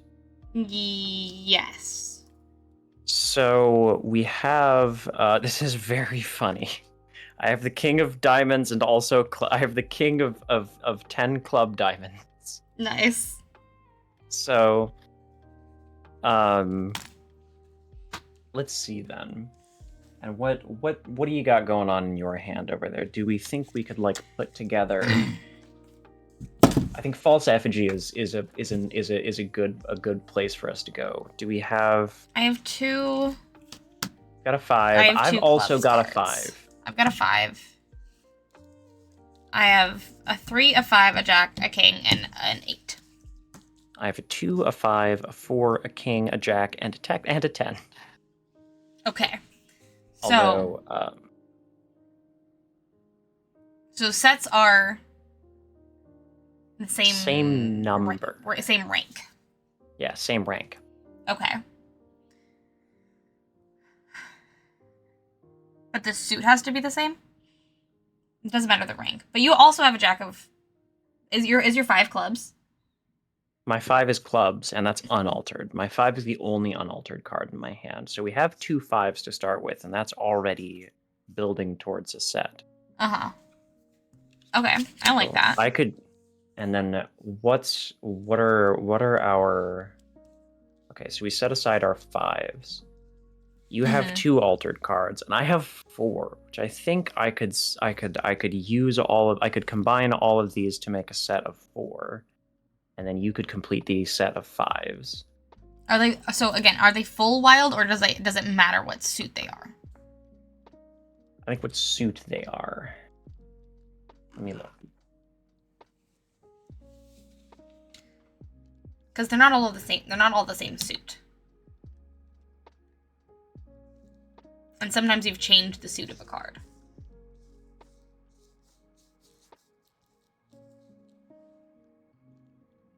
An altered card can serve as any card in its suit, regardless of its original rank. Okay. So they're not full wild. But again, so we can't make a set out of them because they are not the same suits. Usually different suits. So like sets are usually different suits. We're talking about the same rank. It's the same rank, not necessarily the same set. Sorry, I got confused. So I think, I could basically say that like each of the wild cards in my hand here are all 2s. Sure. And then we could play each of our 5 clubs. Yeah. And your 2 altered cards could act as 5s. And we could have like a set of 2s and a set of 5s. Okay. Does it matter now? Again, does it matter that this jack is a clubs, and the 5 is a clubs? I don't think it does. Okay. You're the person that wrote the game. If you don't think it matters, then great. I didn't write this part of the game. I know. that was Lucas. Lucas did all the nitty gritty. You did all the flourish. Lucas did math. Lucas did math about it. Lucas did the math. Again, I also don't play any card games like poker or anything like that, so I have literally no idea. Oh, wow. Okay, yeah. So, yes, very frequently when you are playing, like, at large tables and stuff, you'll be playing with more than one deck of cards combined. Not necessarily every time, but okay. That means that, like, I might have 2, 3 of diamonds in my hand, but that's still a pair of 3s. Sure. Okay. That's fair. Some games care about that, but I don't think we do in this case. Fair. Okay, cool. Yeah, All then right. that's two sets. So yeah, we have 2 sets here. We'll use my 5. You dabble in dark powers drawn from the border between life and death. This ritual requires an effigy or totem of something significant to you. What does yours represent? So the squirrels are stealing and shredding papers and stuff like that. And I feel like that's an affront to both of us, given that both of our hoards are fairly delicate items, right? If I hoard words, some of those could be sturdy, but like stickers also like delicate items. So this feels like a kind of spell of warding almost, where like we can't make it so that nobody can touch the paper. Because if nobody can touch the paper, then we can't touch the paper. And if only we can touch the paper, then the art students can't do their thing. And that would be bad. Mm-hmm. But art students don't eat paper. And squirrels do. Yeah. So you see where I'm going with this. Yes. Yep. I do. So, like, what if this is a spell that we've made, like, we make like a dark effigy out of like sticker and like out of sticker paper and like out of glue from sticker paper and construction paper. Mm-hmm. And like collage a spell onto it, basically, with like found words. I love that. Spell of yucky taste. Yes, exactly. And it is a spell of yucky taste. It just makes all the paper within this building taste like butts. Hell yeah. Okay, and so the effigy and totem we're making is like a collage of words for the spell of ick. Yes. And the spell is false effigy, but our intention is ick. Yep. Okay. Problem. Lots of paper that the squirrels could use for nesting and eating. Solution. False effigy. Word collage. To make sick. AKA the spell of yucky taste. It's like, I can also see it's like, you know how, like, I guess in real life, like, ink doesn't taste good, and neither does, like, you know, the, like, adhesive that you have to lick in order to put a letter together? I feel like that's what I'm feeling. Mm-hmm. Yeah, I love that.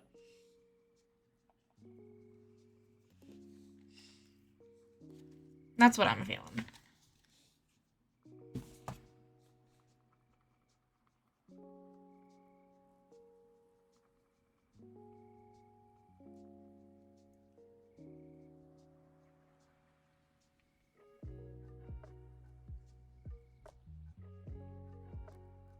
All right.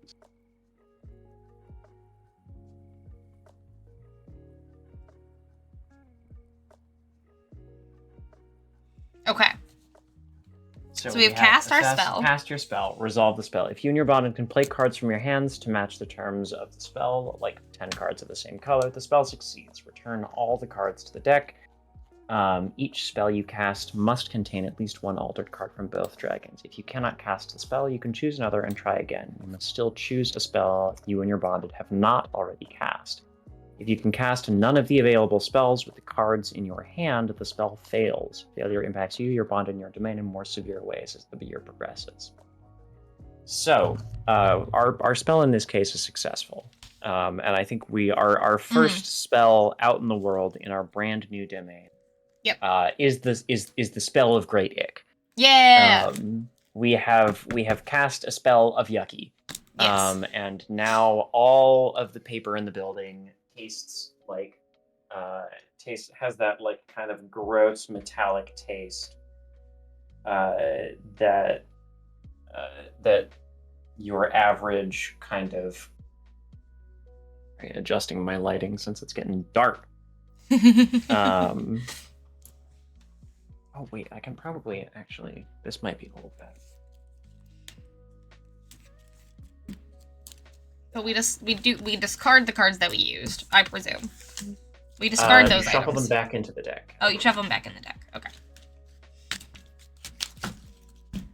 Okay. It says, return all the cards to their deck. Each spell you cast must contain at least one altered card from both dragons. Okay. To match the terms of the spell, like the spell succeeds. If you can cast none of the available spells with the cards in your hand, the spell fails. Failure impacts you, your bonded, and your domain in more severe ways as the year progresses. Got it. Cool. Okay. So we take everything out of our hands and then reshuffle the deck. And then, I assume, do it again? Yes. Do it 3 times in a season? Yep.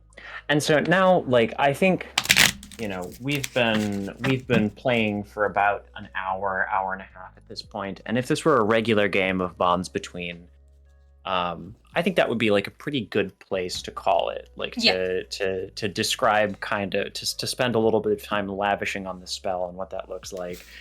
And maybe kind of role playing the next few weeks of like the spell taking effect, and then like the next few weeks of the dragons enjoying the now uninterrupted art projects that the denizens of their domains are working on, and perhaps taking a little bit of pleasure in the frustration of the squirrels, whose favorite source of nesting material has been disrupted because they can't bite into it with their little teeth and shred it up.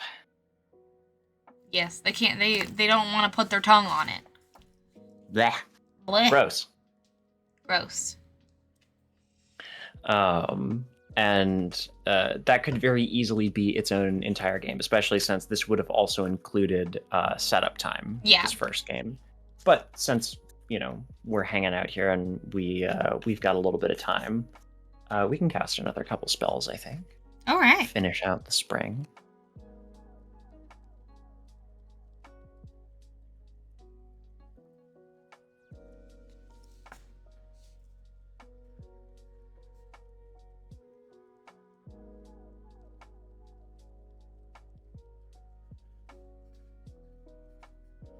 What do you think those squirrels start getting up to? What's another problem that the squirrels exacerbate by their presence in the spring? I would say they'd probably do I feel like they'd probably do like stuff to the roof. Cause like that's probably where they're nesting, is in the roof. Taking from lived experience. They're probably doing stuff to the roof, and they like probably nested up in there, and so them scurrying around is like making the integrity of the roof like really, really bad, and is starting to like cave in a little bit. Yeah, I imagine like also the roof has been leaky for a long time, so like more water getting into it, like maybe a studio just gets like soaked in a rainstorm because a bunch of water gets in through the kind of additional holes that the squirrels have chewed into it. Yeah. Um and then like that gets in and just that old kind of mealy like ceilings in old buildings, like like the mealy kind Yeah, of the tile tile. you Yeah. have, just like that fucking disintegrates in under the weight of all that rainwater and just all over. It's super gross. The studio is unusable for weeks. Yep. That's the problem we face.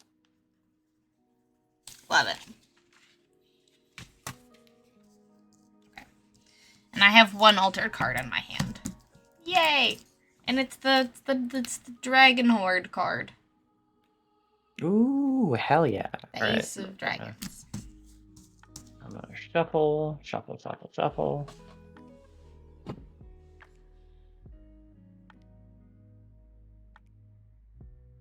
Just shuffling straight up with my eyes closed. So you just don't know. Mm-hmm. Alright, I'm gonna start thinking about what I'm gonna do to my next card.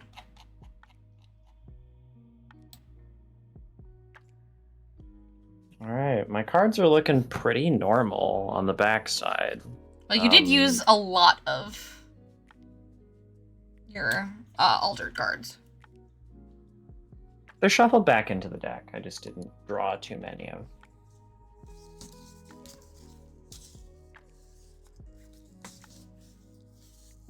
I'm gonna write about this All one right. as it comes up. But I think I'm gonna alter the 6 of diamonds. Is that another? Yeah, it's another cut card, sort of. I got a lot of diamonds in this hand. Okay. So in our ledger, we talk about the card that was been altered already, which is the one, A of diamonds equals Dragon Horde card. Cut up diamonds. And All right, I drew a heart. So I think that's the kind of alteration I'm gonna go with this time. heck yeah. Cut up diamonds and put a sticker on it. Beautiful. Alright, and then I'm gonna alter the 6 of diamonds. Okay. Now what should we do? What should we do to this card, chat? What do we think? What should we do to the 6 of diamonds? Chat, what fucked up thing should I do to this card? Exactly. There hasn't been a lot of chat participation in this stream, so trying to drum that up by please tell me what the heck I should do to this card. Give me all your weird ideas. The Band-Aid is fun. One of the water or winter or hearts things is sit with this card in a rainstorm. That's very cute. Braid it. Band-Aid. Band-Aid is pretty good. How would I braid it? Like just cut it up into like strips and then braid the strips? That'd be crazy. I love that idea. I don't know how to do it at this present moment. Okay, I think, okay, I'm gonna get a red marker and then I'm gonna make a big like cut across it and then I'm gonna put a Band-Aid over it. I'll be right back.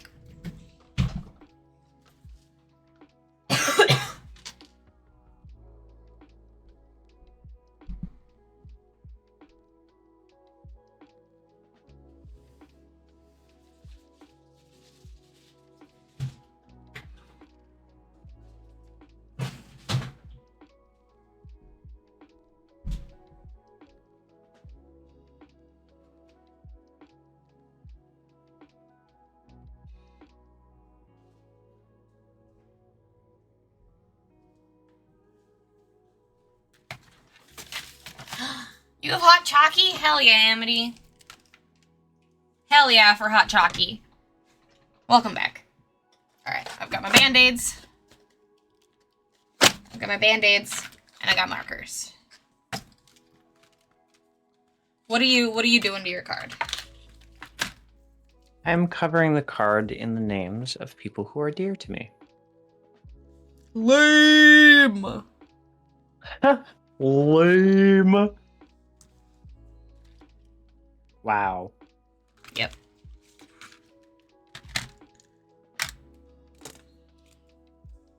Just lighten me up over here.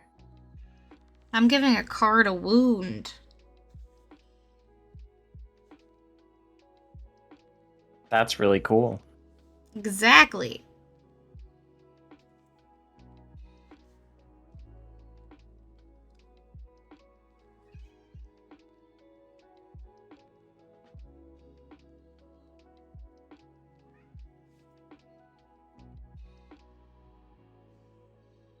Wow, caring, how punk, exactly.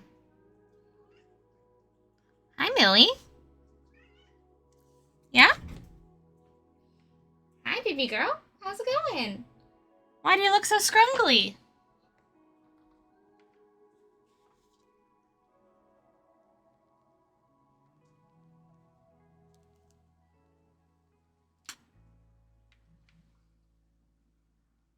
You gonna go sit in the hammock? Wow. That is a very funny comment. Wow, caring. How punk.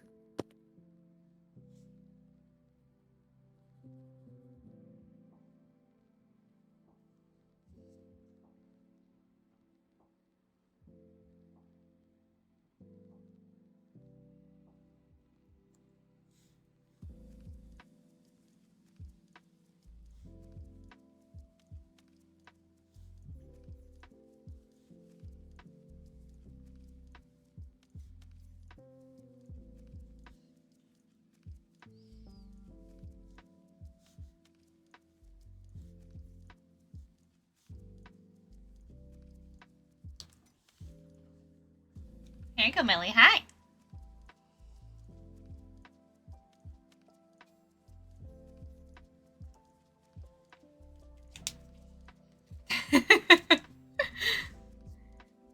Baby girl's like, I will sit directly in front of the camera. The show's about me now. Hi. Don't worry, the show is about you. It is until my card, with the wound, dries.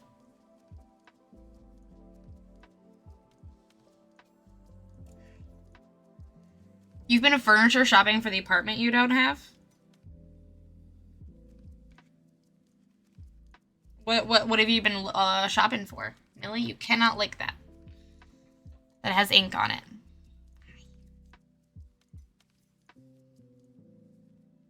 Mother, I think you have confused the difference between can and should. And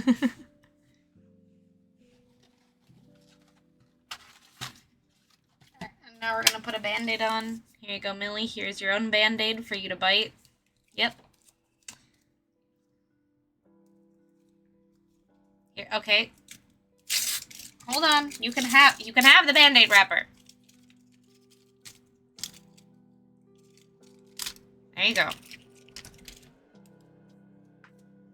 You can have that. Do that. Yeah. No, yeah. I'm not gonna bleed actually on the card. That would be crazy. Alright, now there's a band-aid on the wound. Millie.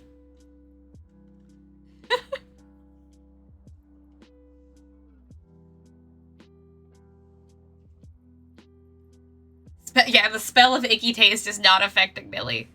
Okay!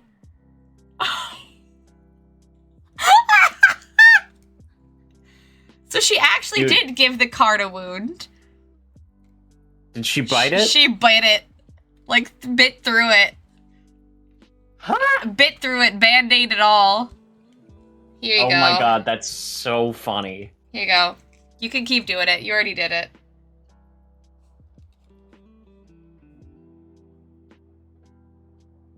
Okay. But was that not fun for you? I'm just enraptured by this now. I love your office stapler, right? That's a great hole punch you have there. Yep, it's a great hole punch. Yeah.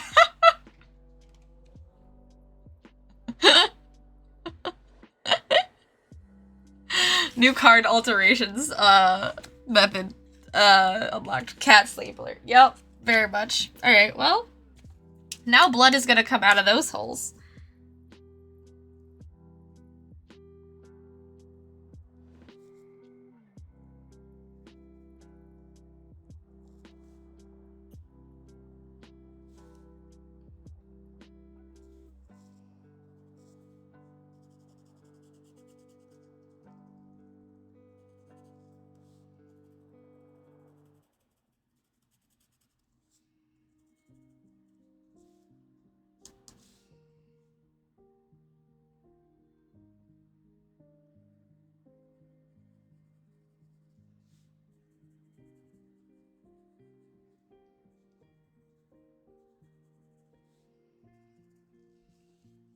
Oh, wait, now because I moved the camera, you can't see what I'm doing.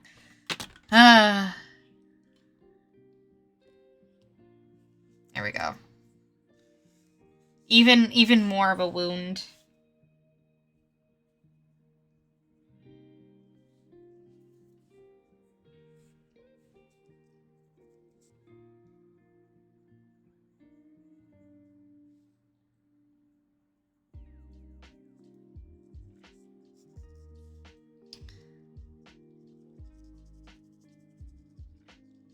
And of course.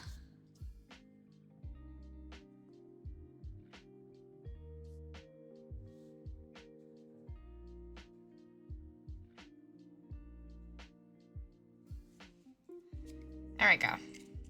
Now it's even more decrepit. It has been fully injured.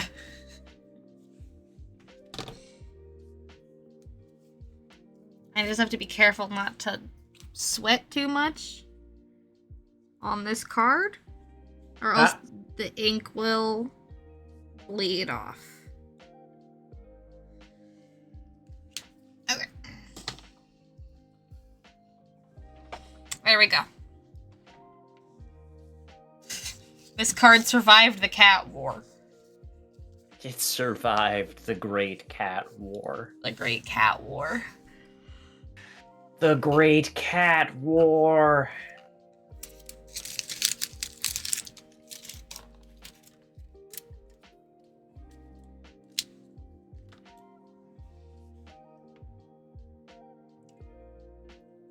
Pick some furniture out at work, but we don't have it at our store, so I want to go check out another location that has it. Ooh.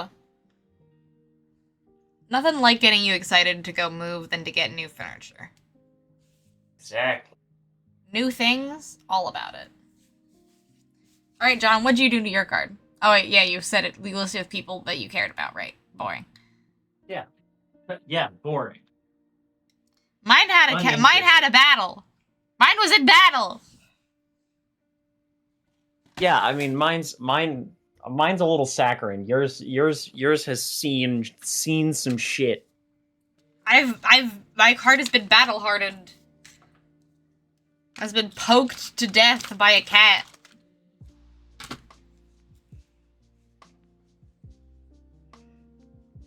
It also makes two of my cards now that have cat alterations for them. Yeah, so what is that item that you have given my dragon? Well, it was just gonna be a band-aid before, because it's a sticker, and a band-aid's a sticker, but it could be like... No, that's kind of gross. I was like, it could just be a bloody band-aid, but that's kind of gross. I don't want to steal a bloody band-aid from somebody. Can you imagine? A dragon coming up and just ripping a band-aid off you? Yikes. I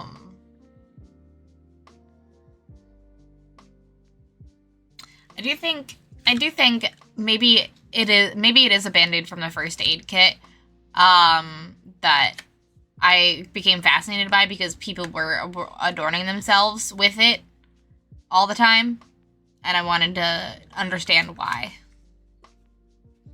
Especially in the art department, I'm like, you get injured. Yeah, people are getting burned or cutting themselves by accident or any variety of things when you're fooling around with sharp objects. Yeah.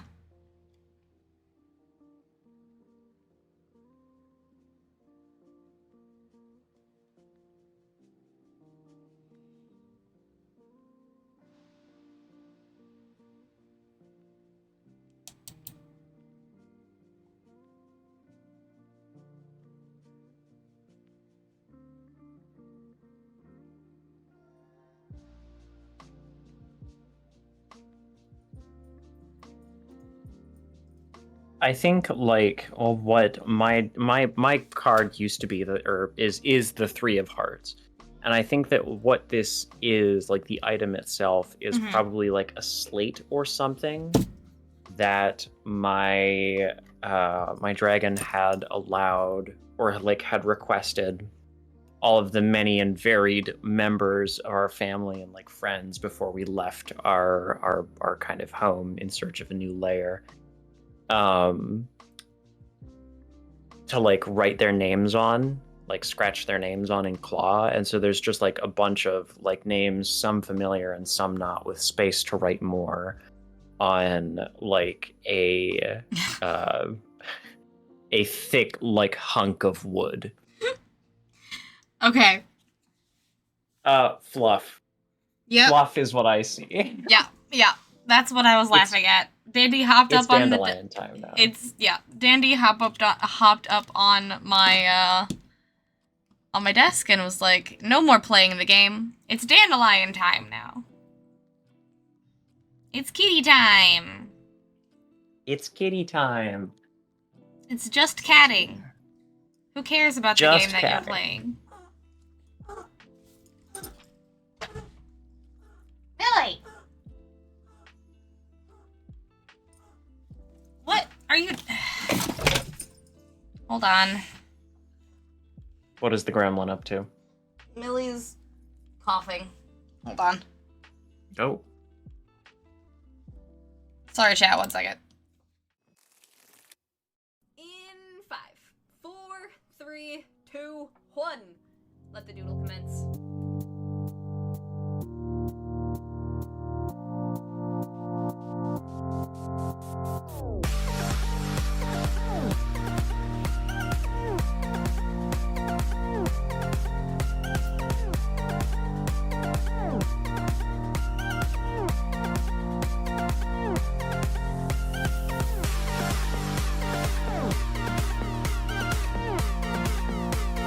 As an art piece in terms of lines and like how body work, look at the squish. Look at the squish.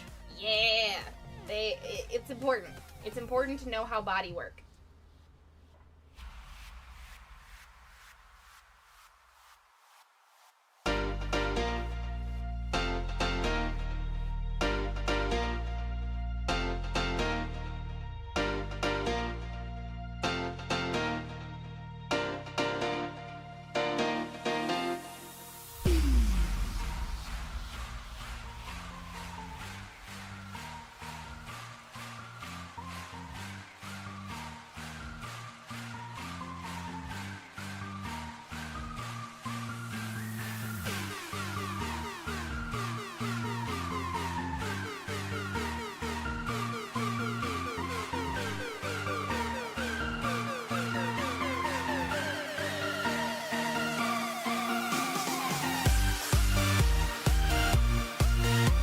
You're stimulating the economy. That's what you're doing. Because Cha-ching! you see, if you save your money, that dollar is going to lower in value over time because of inflation.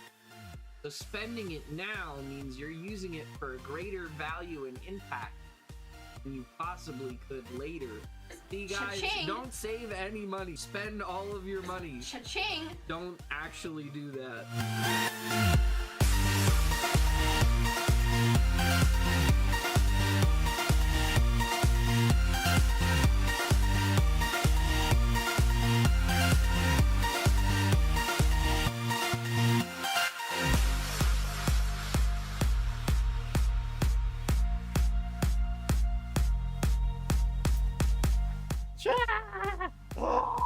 You should go I should go check Kickstarter. Hold on. What's happening? What's going on? Is there mischief? What's happening? Oh! What? What the fuck? You guys! What? I was literally just starting to play!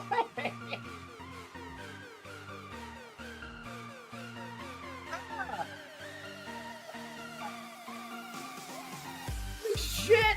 Holy shit, we did it! This was day one funded. Woo! Oh my god.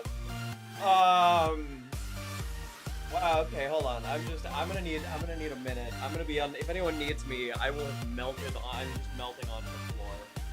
I've been like vibrating since, like, I don't know, maybe 10:15 this morning, like a 10:15.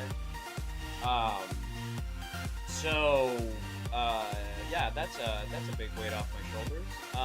Anyway, that's super cool. Whoever did that, thank you. Thank you.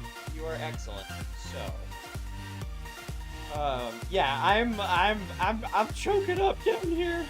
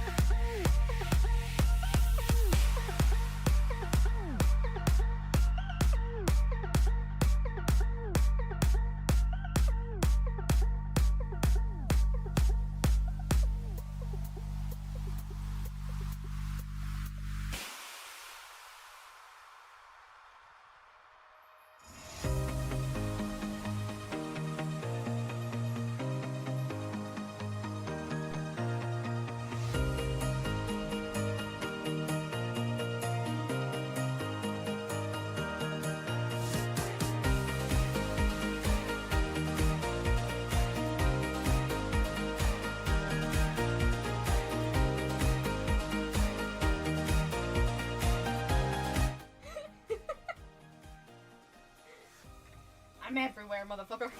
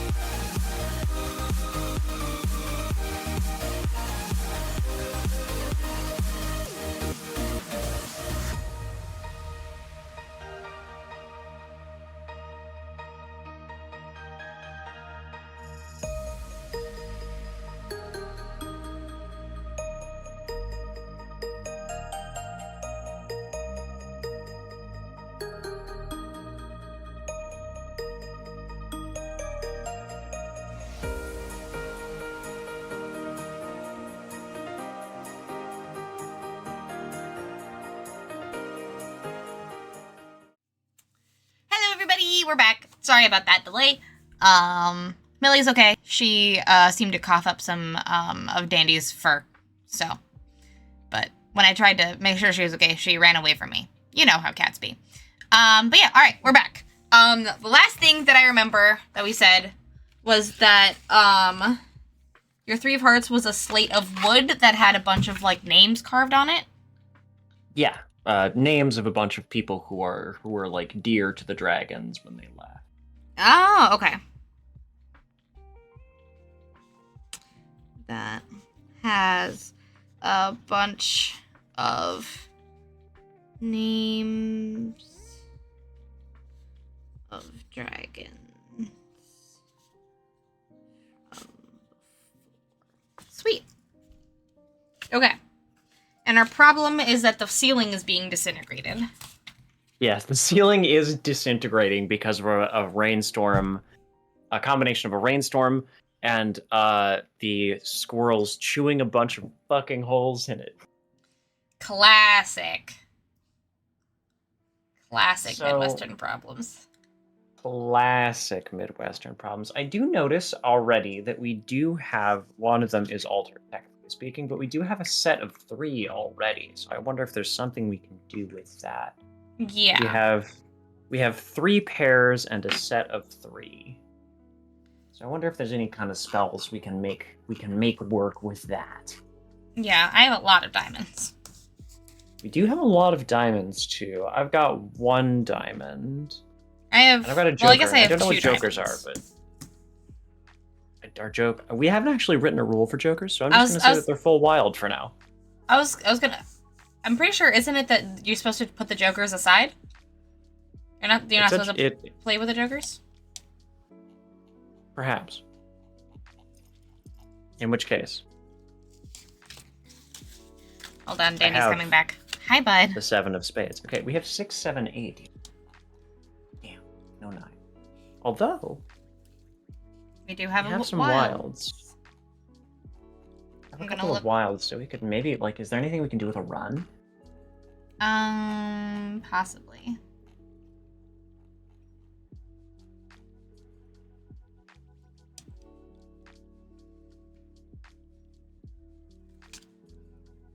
Dandy is about to eat the PDF. It looks so scrumptious. Yep. Yep.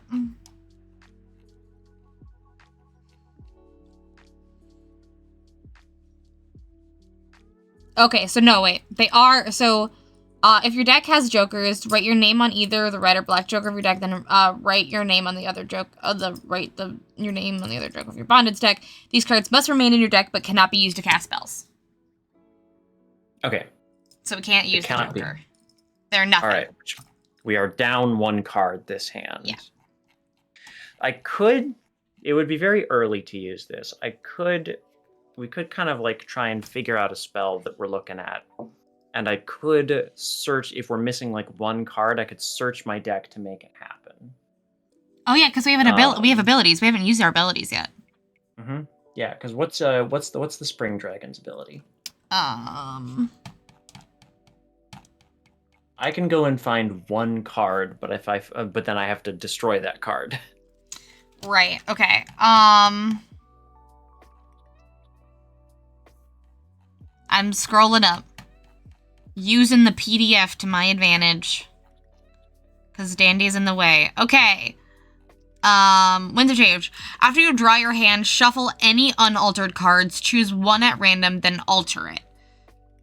Once per session, you can shuffle your hand, discard 3 cards at random, and draw that many cards. So I can either choose a card at random of my unaltered cards and alter it, or I can discard 3 cards at random and then draw back up to my hand limit. Mm-hmm. So what spells were you looking for? Because I have a Dandelion, 2 You do altered. have Dandelion. I have a Dandelion, 2 altered cards, and an 8 of Hearts, a 3 of Diamonds, and a King of Diamonds. I have an 8 of Clubs, a 6 of Diamonds, a 3 of Clubs, and a 3 of Hearts that's wild. And the 3 of Hearts was the gift to you, so. Yeah. Um, It's in it's still in the pool. yeah. We're working with a shared hand here. 2 sets. We have a set of 3 right now. How close are we to another set of? So we have a set of 3, which is diamonds. Yeah, we have a set being same number. Oh yeah, we have 3 hearts. We have 3 3 threes. You have an 8, right? Or is that a 6? I have an 8 and a 6. You have both an 8 and a 6. I have an 8 and a 6 as well. My altered card is the 6 of diamonds. Okay. All right. We And have no 2. other altered. And then I have an Although- I have an ace of diamonds. You have an ace of diamonds. I have. Oh, the ace. So you have 2 wilds. Yeah, that's what I said. I have 2 wilds. I have 2 altered cards. Oh, so you have the 3 and you have the 3 already, which makes a set of 3 naturally. Yeah. And then we have a 6, so we could make 2 sets of 3 here. Yeah. We could make 2 sets of 3 here. But I also have an 8, so like either way, we could do 2 sets of 3. We could do 3 sets of 3. Really. There are 3 sets of... The Feast of Hours is 2 sets of 3. Because we have 3 sets of 3, which is 3 3s. We've got 2 8s, and then I could do my ace, which is another set of 3, and then... Actually, wait, no, we can't do that, because I don't have 3 altered cards. Never mind. I love that you are... Dandelion is your playing surface now. Yeah, Dandelion is my playing surface. He's gonna be Kill us, here. Cat. He's gonna be my playing surface. So we could... Tablet Yeah, we can't do worm. the 8. Mom's allowed to do weird things. So we can either do an 8. We could either do the 8 or the 6, whichever works better. All right, I'm down to do the 6, and then Okay. we can do our 3 sets of 3 or 2 sets of 3, 2 sets of 3. which is Feast of Hours. Okay. We draw supernatural strength from a sumptuous meal, which, given that we live on top of a refrigerator and a vending machine, I kind of dig that. Okay, solution. Feast of Hours.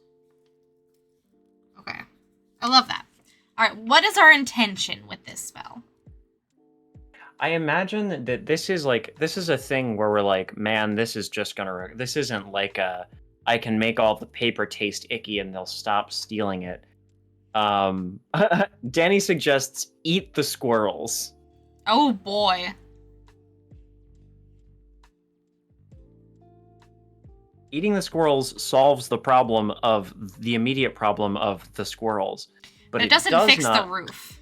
It doesn't fix the roof, and it doesn't fix the studio that was ruined. And so I Yeah. almost imagine, or all the nuts.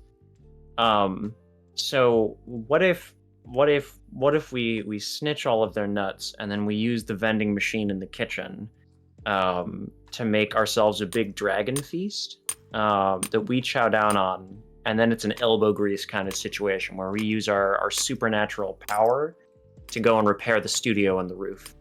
Okay, yeah, I like that. Where we make a feast of champions with magic, and then use the boost of strength and agility to, pardon me, a boost of strength and agility to physically repair the roof. I love that.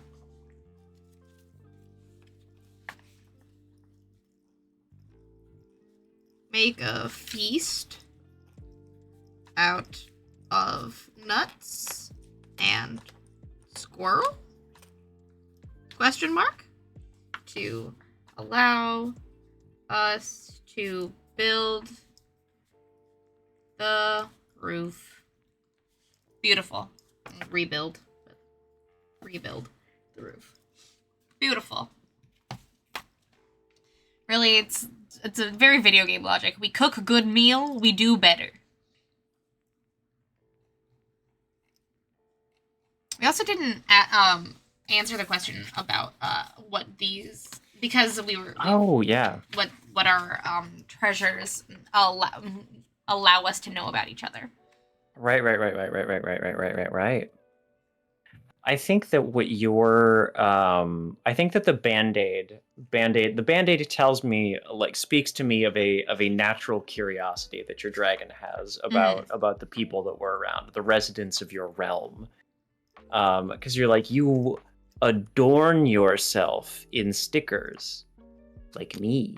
Like me. Your stickers are like brown and boring. What's that about? Why do you do this? Why do you choose such uninteresting stickers? Yeah. I like that. And I think for yours, I feel like you are, it tells me that not only do you like scary stories, you also really like the history and what the history could mean for other people.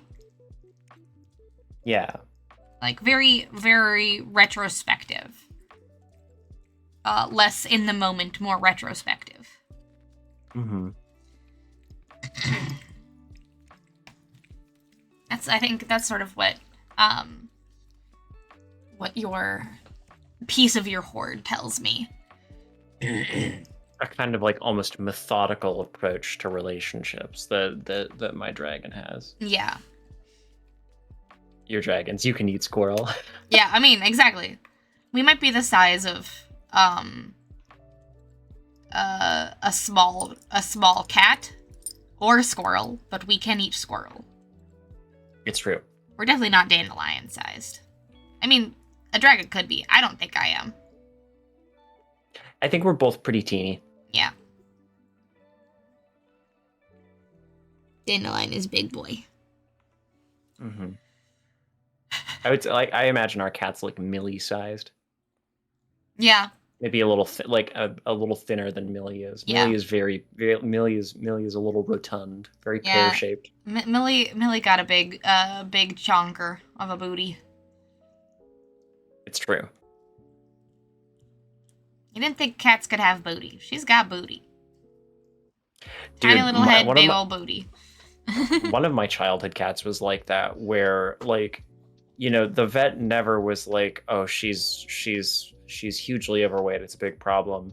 You know, it was always like, she could stand to lose a pound maybe, but no, she's just got this, just how she's shaped. Yeah.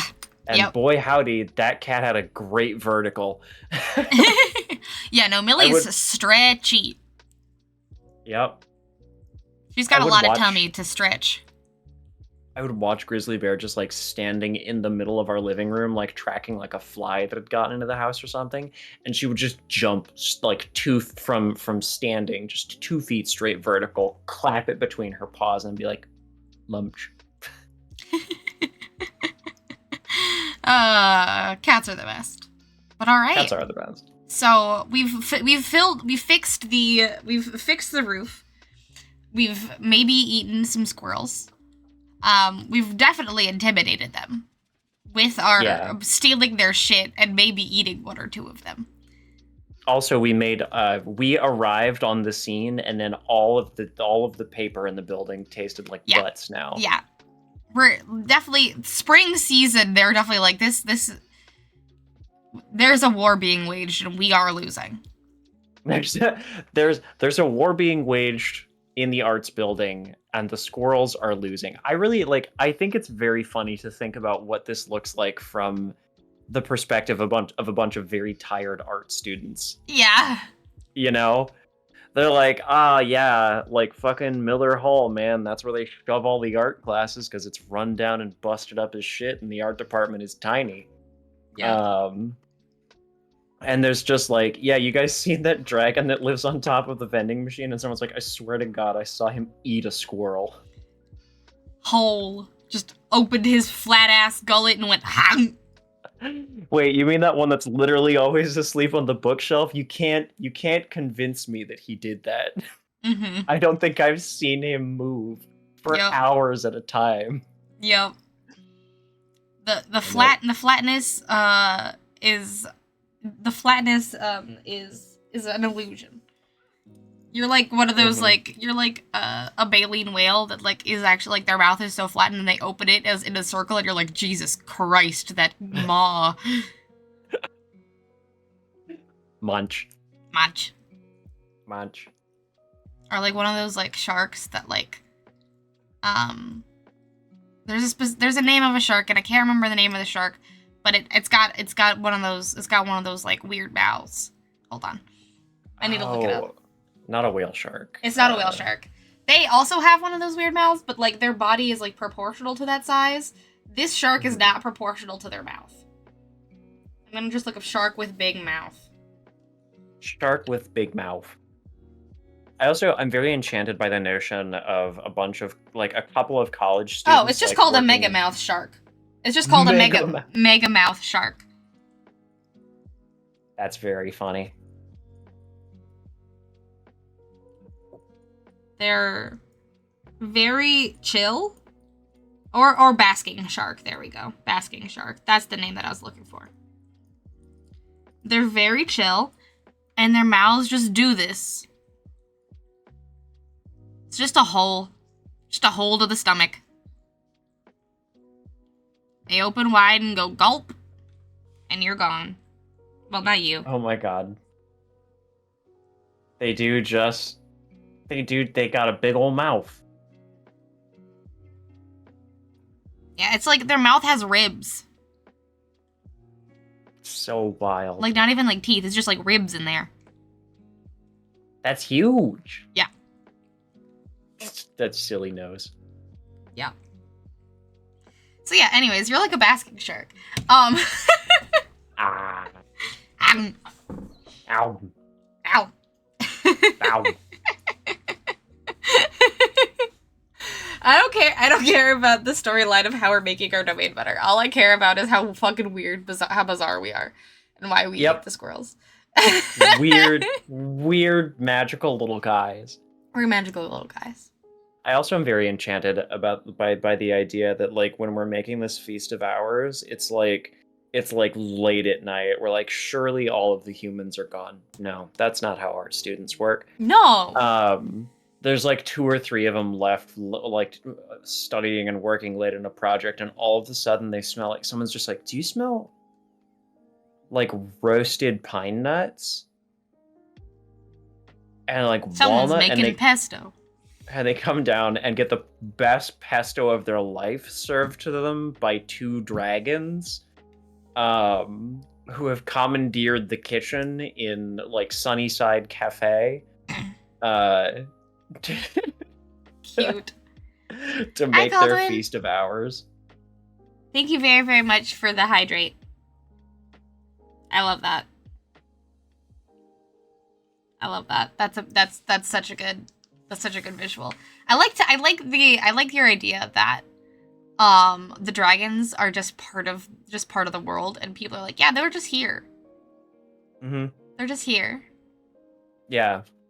They're not like hidden. Like- They're not like only children can see them sort of magical creatures. They're just like, no, they're just here. Yeah, everyone's like, no, there's a dragon that lives. There's a couple dragons that have layered up in the in Miller, and people are like, Miller of all places, that place is a shithole. Yeah, right. Why are they there? I thought they'd be in the economics building. Absolutely not. No. I have a blistering allergy to capitalism. They're just here. They're just here. Bonds between. These dragons are just here. So cute. Well, there you go. That's how you play Bonds Between, and then you keep going through the different seasons, keep coming up with problems, keep on narrating how your dragons connect, and how through your connection the domain gets better and better. Just a fun little journaling game where you make sets and runs of cards. It's pretty simple, pretty straightforward. So hopefully by watching this, you now kind of understand how the game is played. And also realize that altering cards are like, kind of like the whole gameplay loop. Yeah, it's a lot of fun. And like technically speaking, I think the Spring Dragon basically alters 2 cards per hand of cards, which is pretty great. Yeah, I wasn't doing that. I forgot about that part. That's okay. It was your first time playing, and I forgot about my realized it only ability. partway through. Yeah, my ability is like after you shuffle your cards, you can alter basically reshuffle your cards and alter a card. Reshuffle any of the cards that aren't altered and then alter a card. And I'm like, oh, okay, damn.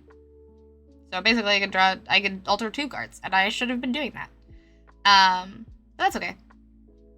Hey, we were just demonstrating the game for you and letting you guys know a little bit of behind the scenes stuff about it. Yeah, we're not perfect. We made the game, and you know, we're not perfect. So do whatever is fun for you. Rules are more like guidelines, anyways. Exactly. I will say that we probably, like with a lot of our games, we are probably going to make a little character sheet for like everybody, for like everything. We like doing that. So there'll be something physically that you can see that has like what is your ability, what is your, in a place to like answer all of these like questions.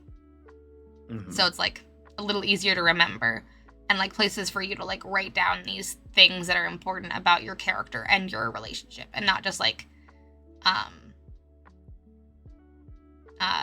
but like have to organize it yourself if you don't want to, or you can do it yourself, whatever works for you. But yeah, now that the game is fully funded, the world is our oyster. We can make it however we can make it as best to play with however we want. So yay. And that's all thanks to you guys. Thank you so much. Yeah. This was really fun playing Bria. I'm glad we got a chance to play on stream and do some more card alterations. And Me too. I definitely want to finish this. I want to like trade. I want to actually like trade a couple of cards. Mm-hmm. And finish playing this game because I'm very enchanted by the story of these two dragons and their rundown art building. Yeah, it's really cute. And we got like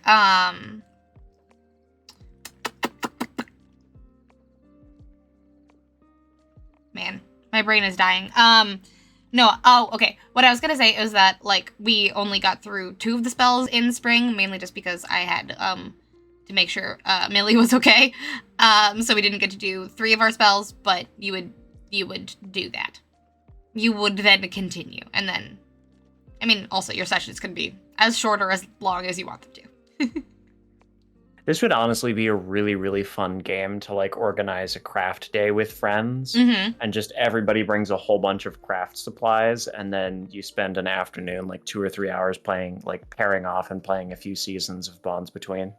Yeah, that'd be fun. Yeah, and then the full game is like 1 year of it. You go through each season. Spring, summer, Mhm. fall. Or until you completely alter your entire deck. That's up to you. Yep. Yeah. I would like to actually like have a like an in-person playthrough of this game, maybe. I don't know. We were kind of like we should play this game and make a video of it so that people that are backing this game or interested in this game knows a little bit about it. Like, we can say how it works as many times as we want, but showing you is different. So that's what we did. Mhm. But having a slightly more polished version would be really cool too, when the full game is out, maybe. Yeah, we can set up and play at your kitchen table for an afternoon or something. Mm-hmm. Oh, the Kickstarter is up to 4.8. Yay! Ooh. Yay! Yeah. We wanted to make this game because we had a few questions earlier on in the week where people were like, so how is this like actually played? I've read through the preview edition and I have a few questions, and we were like, you know what? We can answer those questions, or we can show you how to start playing the game. And a few of the gameplay loops. But, you know, I hope this was helpful for all of those people. This will be going up on my YouTube probably later tonight. I'll be doing that right after stream. And it'll be also linked to both the Kickstarter and the itch pages. So if you're only catching the VOD here and would like to scroll back and watch the thing, we'll be doing that. And we'll also probably edit this into a thing that you can watch. Oh, shorter. Not 3 hours. Yeah, a little bit less of us going on tangents and talking to chat about cats and and dragon biology and squirrels. But that's the best part of the game. Honestly, yeah, it is the best part of the game, is us just sitting there altering our cards and going, so anyway, like, my family used to have this little sailboat, and there was a red squirrel who was bound and determined to make it his house. That's what the game is all about. Crafting and knowing the people that you're playing with. Yep. Telling stories. Yeah. So, I hope this was helpful. And also, I kind of like playthroughs like this where it's, like, not super polished, because, like, this is kind of how you would, like, pick up and play it yourself. Or be like, I'm okay, I don't want to finish the season because I'm kind of tired and I need dinner, so we could pick up where we left off last time, you know? Yeah, exactly. That's the reality of gaming. That's the reality. Exactly. So that's what this looks like, and maybe we'll continue, or maybe me and John will continue just by ourselves. Who knows? Who knows? But I hope you like our little dragons, our little baleen mouth, flat dragon that collects words, and our little plated dragon that collects stickers. Also, hi Teresa Senchai. It's Senchai, Sean Chai. Jesus Christ. I was like, oh, Senchai. Nope. Sean Chai, you motherfucker. Welcome on in. Thank you for being here. I appreciate you being here. Ooh. In a perfect world, that would be something easy. Oh, okay, Emily's cooking. I saw that you were cooking, and I just wasn't. I had to get all of my thoughts out before I could read chat. In a perfect world, that would be something easy to insert into a ledger at the front, like a sticker or a template or a craft. I'm cooking. What if the borders of the dragon sticker sheet is also a template for the character sheet? Like the part you'd usually discard, but is also printed on sticker paper. You could peel that off and stick it in the notebook, and in the spaces you write the dragon season and name. Oh, that rocks. That rocks. That absolutely That rocks. rocks. Yeah, that rules. We're gonna need to work together on that, but that rocks. Just for cricket purposes. Shanae. God, I'm bad at pronouncing things. It's good to see you. Thank you for being here. I'm just gonna call you Teresa. Because that's easy to pronounce.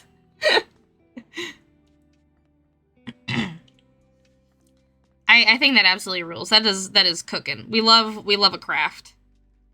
As you can tell by this game. But hell yeah, we got up to 4.8k. What is our next stretch goal for Bonds Between? It is 6k, and 6K. we're adding goblins, gorgons, and sphinxes as different modes of play. Ooh. Goblins, gorgons, and sphinxes as different modes of play. That's awesome. I'm excited for that. I think we'll get there. We're at 4.8k. We've got 6 days to go. I think we can get to 6k. What do you guys think? I mean, we'll get to 5k for sure. 6k. It'd be really cool to get to 7.5k, because then I could draw more dragons. Like this plated dragon with stickers. Or the baleen dragon. The baleen, not baleen. Basking shark dragon. But Let's take bets, JK. That's counterproductive. that is counterproductive. Taking bets is counterproductive. But I think we'll get to 6k. I think we will. I'm excited. I believe. I believe. Anything called love. Ooh. Sorry. I'm so zenned out just Yeah. looking at Dandelion fast asleep on Yeah. Sorry, not sorry. We're gonna go only Dandy Cam. There we go.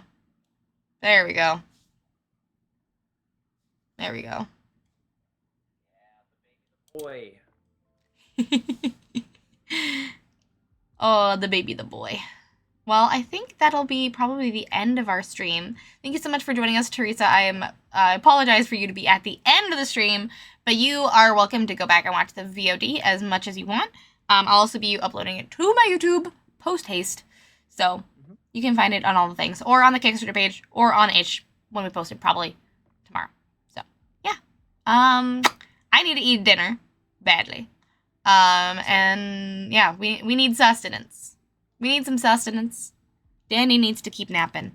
And y'all need time to read through the draft of the game. That's for free on our itch page.